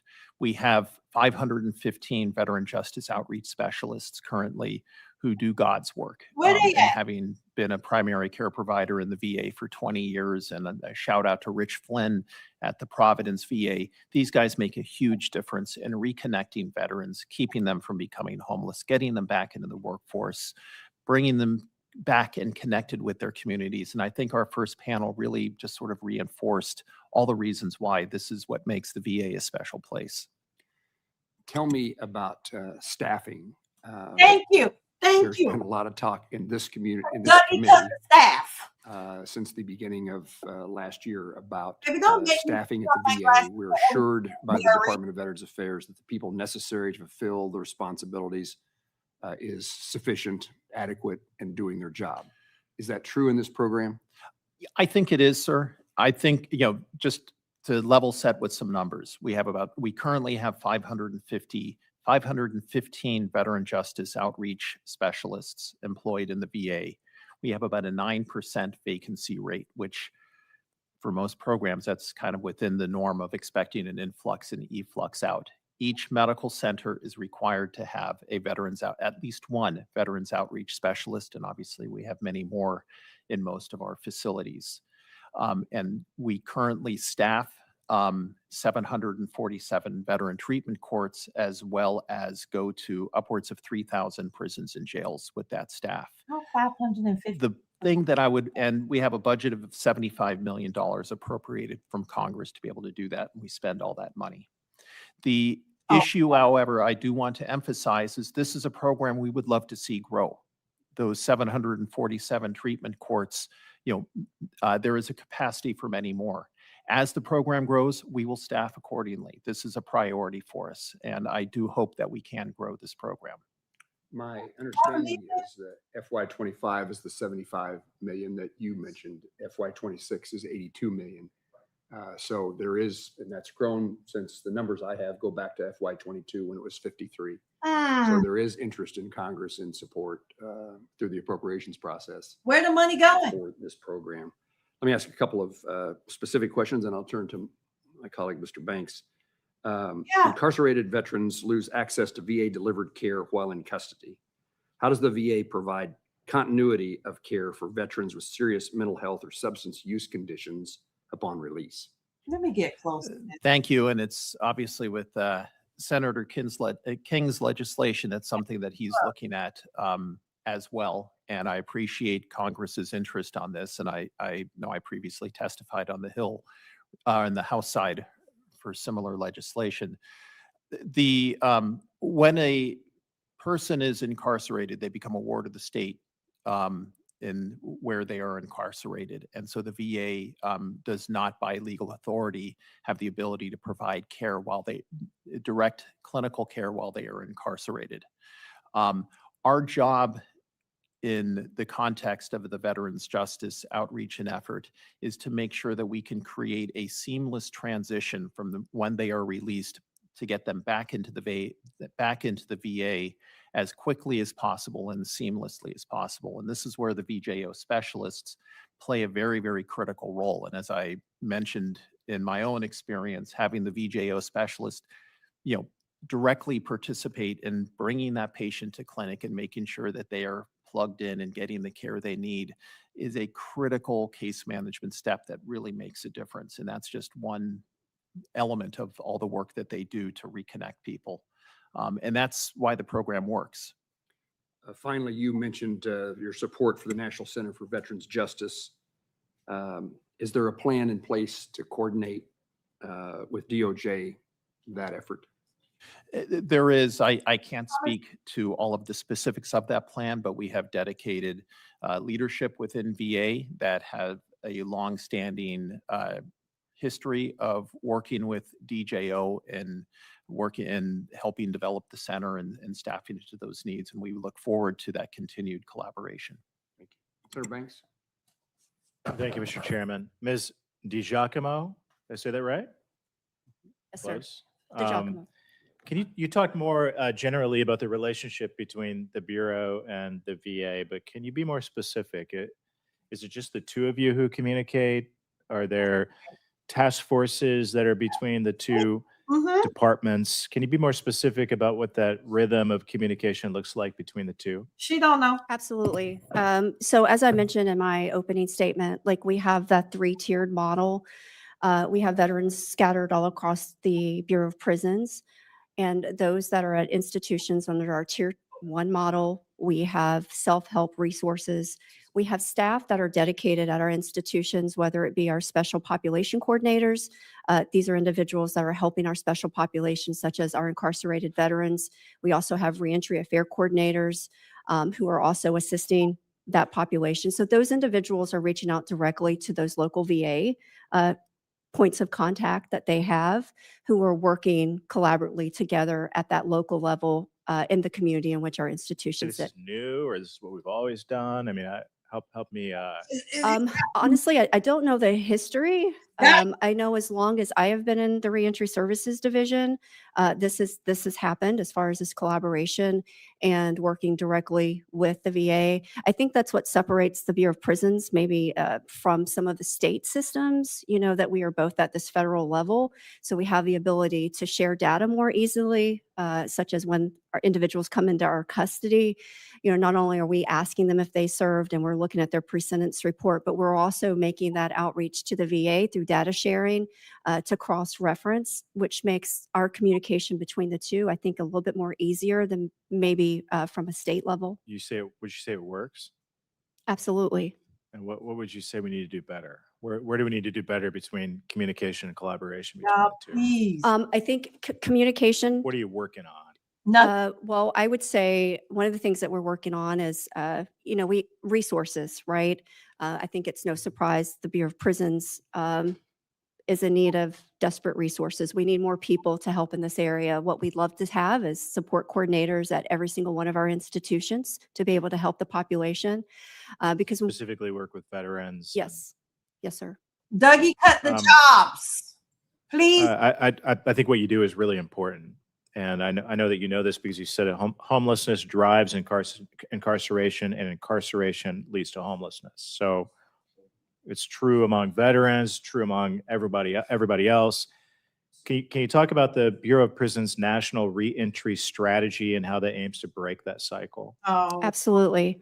And this goes for everyone in our custody. The Bureau of Prisons takes that holistic approach at each individual that comes into our custody, looking at what their needs are. Everyone comes in with a different set of needs, and we try to build off the strengths that they have.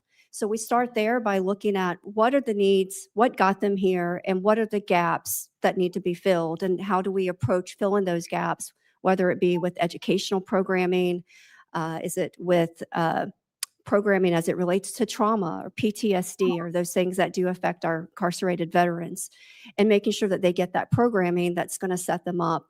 Another great thing with the Bureau of Prisons, I think, that separates us from some of the state correction agencies is the fact that we do have a reentry transition into the community. So individuals in our custody, all of our offenders have the ability under the Second Chance Act to transition to their community before they actually release. So we give them an opportunity to make their way. They're able to live in the community before they actually release. That makes that transition and that reentry much easier. Good. Dr. O'Toole, I introduced legislation to permanently authorize the Healthcare for Homeless Veterans program. It provides medical care for homeless veterans and connects them to housing. How important is it to make that program permanent? It needs to be very important. Thank you, Senator. I think it's very important. VA has made significant strides in reducing homelessness. One of the reasons why is because we are an integrated system and an integrated model that is able to connect housing with needed healthcare services, needed legal services, as demonstrated here, needed social services. Just to emphasize that point within the context of the Veteran Justice Program, 81% of individuals enrolled in the Veteran Justice Program are diagnosed with a mental health problem, 56% with a substance abuse problem. As a result of being enrolled in this program, 94% of those individuals with a mental health diagnosis go on to receive health care within the VA system. In mental health, in the previous year, that's 17 visits per patient. For substance use treatment, it's 15 visits per patient. That's a real, very meaningful and significant difference that wouldn't occur if we didn't have an integrated approach. And so absolutely, I endorse what you're saying. Thank you. My time has expired. Thanks. Thank you. Let me, this conversation, let me make sure I understand something. And that is, I mean, most of our conversation about veteran treatment courts, the vast extent of it is going to be veteran treatment courts in state courts. Yes. Is that true? This may not be the panel to ask this question, but I think that's true. That's what he said. In fact, I think there's very few federal courts that have a veteran treatment court. Correct. And so what Same one. is what you're talking to us about the federal corrections facilities? Mm-hmm. They are dealing with veterans absent a veteran treatment court. You are just taking care of veterans without the services that come in a courtroom between a veteran and the state district court judge would be what I think where we are. Is that right? Correct. It's too different. Well, I'm probably not the appropriate person to speak of how the courts work. What I can say is I'm sure some of these individuals have maybe made their way through some type of veterans court, maybe previously before coming into our system, but oftentimes their military service is taken into account. And any recommendation that's being given by that federal judge in regards to the services that incarcerated veteran may need, the Bureau of Prisons does our very best to make sure that we're responding to those recommendations from the court. So the veterans you deal with in the Federal Bureau of Prisons are veterans who you learn are veterans and then try to provide them with resources, additional support and help.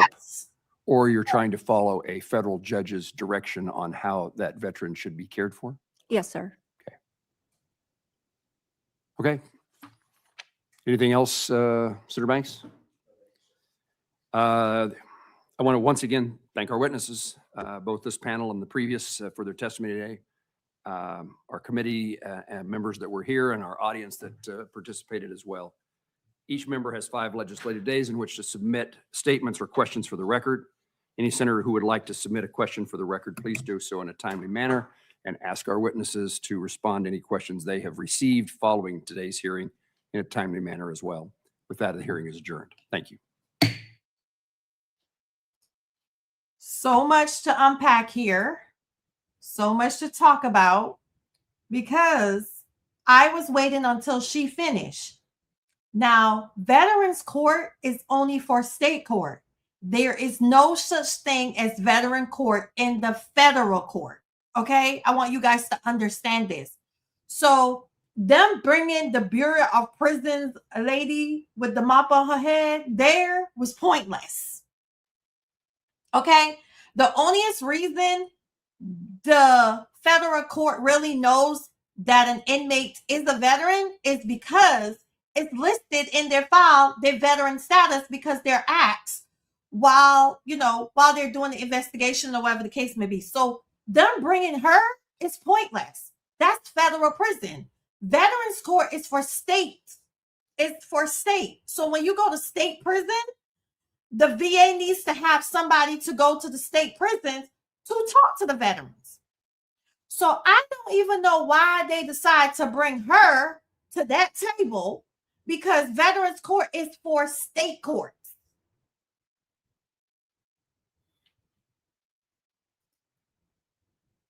Oh, he did submit his thing. It's on the website. I have his transcript. It's on the website. But I was waiting until the hearing was over. What was the VA trying to prove here? What was they trying to prove here? Because the Bureau of Prisons is for federal court. The state court is for VTC. So why was there not somebody from the state representative to talk about, do you go to the state prisons to help veterans? Y'all, they playing in our faces again. This is another night they playing in our faces. If you let me know if you guys understand what I'm saying. There's state, there's federal, okay? In federal court, there is no VTC. In state court, there's VTC. If you got like a DUI, or you have like a drug charge, or you are addict, there's certain crimes that could be placed in the VTC court, right? And then there are certain crimes that cannot be held in the VTC court. So then if you have a other than honorable discharge, you might not qualify for VTC.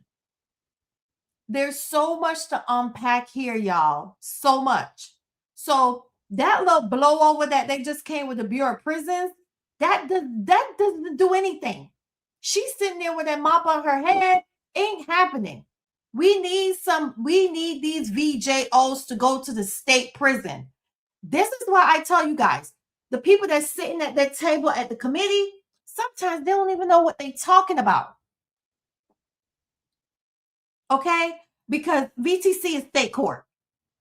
So why nobody from the state came there to talk about when the veteran is put in prison for 5 years, let's say 2 years, do you make sure they get their mental health treatment? Do you make sure they get their medications? All those things are the questions. And then when they get out, it takes 5 years to give them their money. Yeah, I know a VSO who previously worked with Yes, they are VSOs that work with incarcerated veterans, trying to get them their benefits back. But while you are in prison, in state prison, do the VJOs make sure that you still getting your mental health treatment? Are you still getting everything? Because once the veteran go to state prison, ain't nobody coming to see them, honey. I'll just tell y'all. I worked as a probation and parole office in the state of Florida for more than 5 years. So I know exactly what I'm talking about. I have been in veterans court. I have been in drug court. I have been to graduations. I have been down there. I know what it's like. This has nothing to do with federal court. So I'm very, very perturbed at the fact that they decided to bring the Bureau of Prisons at that table and then bring nobody from the state, and not even a VJO at the table to answer not Nathaniel's question. Playing in our faces once again. Another night of Dougie and his entourage playing in our faces. This is why I do these committee hearings, because we won't know all of this is going on, because you see, this committee hearing wasn't even posted on social media. I found this because I go to their website. So that's how I'm able to see. Yeah. I went to the website, and I can share my screen so you guys can see exactly. Let me show you exactly how I get this information. See this website right here. This is the website. The VA Senate Committee on Veteran Affairs. Hold on, I got to go back so I can hide myself so you guys can fully see it. This is the website I go to right here. And then it gives you the testimony, all of this.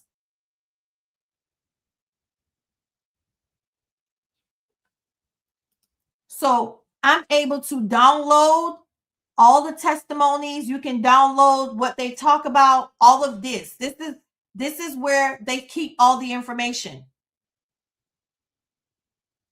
This is exactly it. So this hearing was not even, this hearing wasn't even on, this wasn't on YouTube. I don't even think they posted this to the YouTube page. This happened behind the scenes. And there's so many that happen behind the scenes.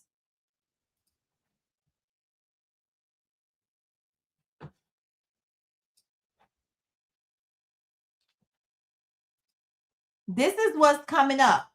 This is what's coming up now.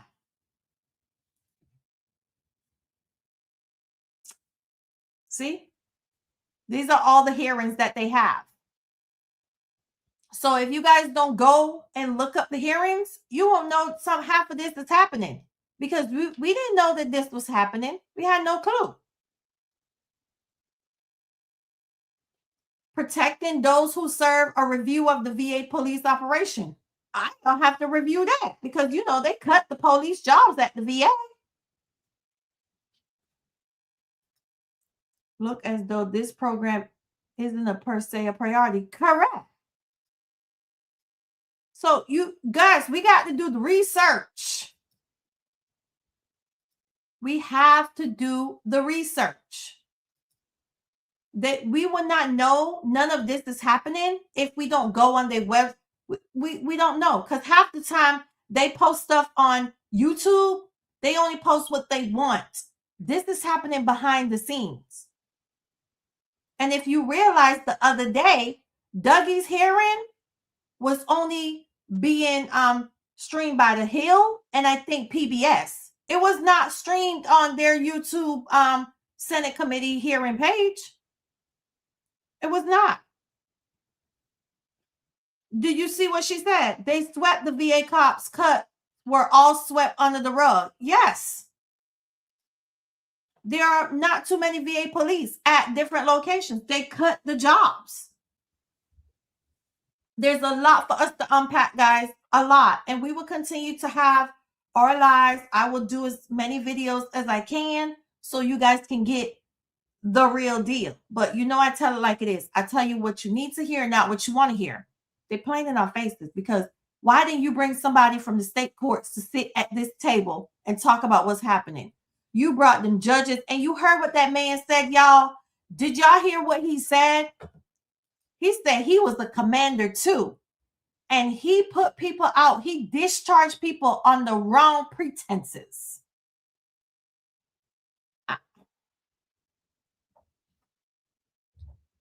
Imagine sitting at that table and telling the Senate committee that you administratively discharged veterans because of what? Your lack of knowledge of what they're actually experiencing, all to what? Keep a number.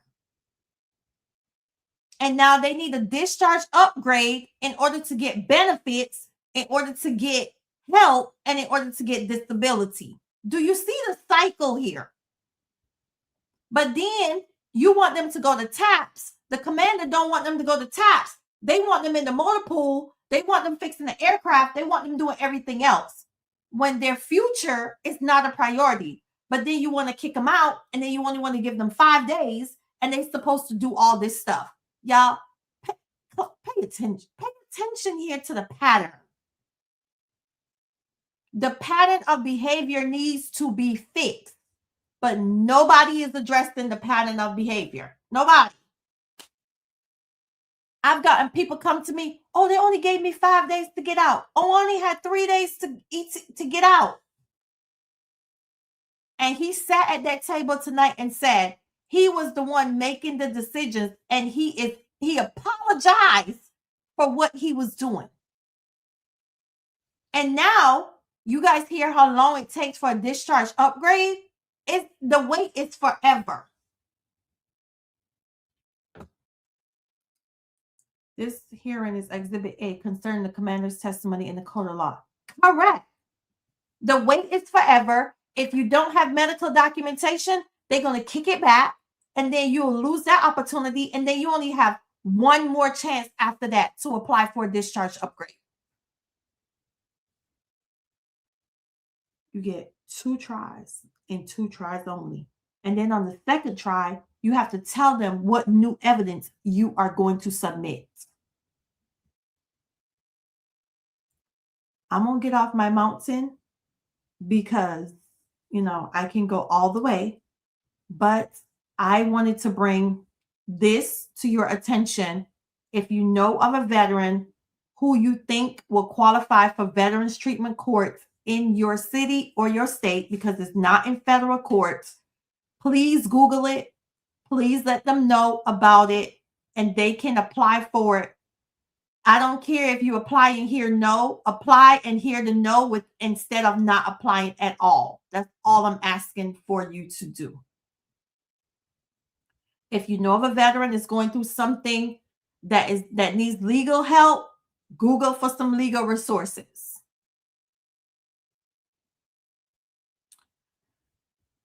I don't know, guys. But anyway, I have a stream set up for the hearing on Sunday night. We're going to do another committee hearing. This one is going to be on contracting and procurement. And RCC is going to be with me on this one. Yeah. We finna cut up on Sunday night, because when y'all start, I gave y'all a snippet the other night of the amount of money that the VA has been spending, how there are no people in charge at the OIG, but yet Dougie said that Cheryl Mason is doing a great job at the OIG, but there's not even no leaders over there at the OIG. So he over there lying to the committee, and the other people over here telling the truth. And his lies, it's not adding up. So we will talk about that on Sunday night. All right, y'all. We're 2 hours in. You know, I don't like to keep these lives, but I want to tell you, thank you guys for supporting me on this journey. Is not easy, because y'all know I'm passionate about this. This is not about a like, a subscribe, a view. I don't care nothing about none of that, because I don't even know how to work this thing. I just come up here and hit live stream, and then I get to talking. Okay, that's basically it. But I really, bring your popcorn, chicken wings, everything, meatballs, whatever y'all gonna bring all the baby shower foods, because yes, because that woman and that man is going to call the VA to the carpet. They are. But hey, we all will be here on Sunday. Thank you guys for your support. Thank you for subscribing. Thank you for liking. Thank you for being a member. Thank you for all those type of stuff. When I tell y'all, I don't even know what I be doing. I'm just gonna keep showing up, okay? And I know if I show up, you guys are gonna show up. I had a great time over there with H-Town Vet. I want to give him a shout out. If you guys don't know H-Town Vet, go over there and subscribe to him. We're gonna try to collab and have a good conversation. Thank you guys so much for being here tonight. Make sure to be kind to each other. Thank you. Make sure, rest well tonight, 66. Rest well, everyone. Make sure to be kind to another veteran. Share the information that you have with them. Let them know of the different resources that we have been talking about here. If you have any questions, you can always email me. Have an amazing weekend. Be safe. Enjoy your holiday weekend. And I'll see you Sunday night at 7 p.m. Eastern Standard Time. Y'all, be kind to each other. What'd you say, OT? Y'all are welcome. Yes, H-Town channel is definitely a vibe over there. Good night, Benny. So, see you guys on Sunday night. Have a great weekend and take care. Bye. You're not alone. You got a voice. Stand strong. Stay informed.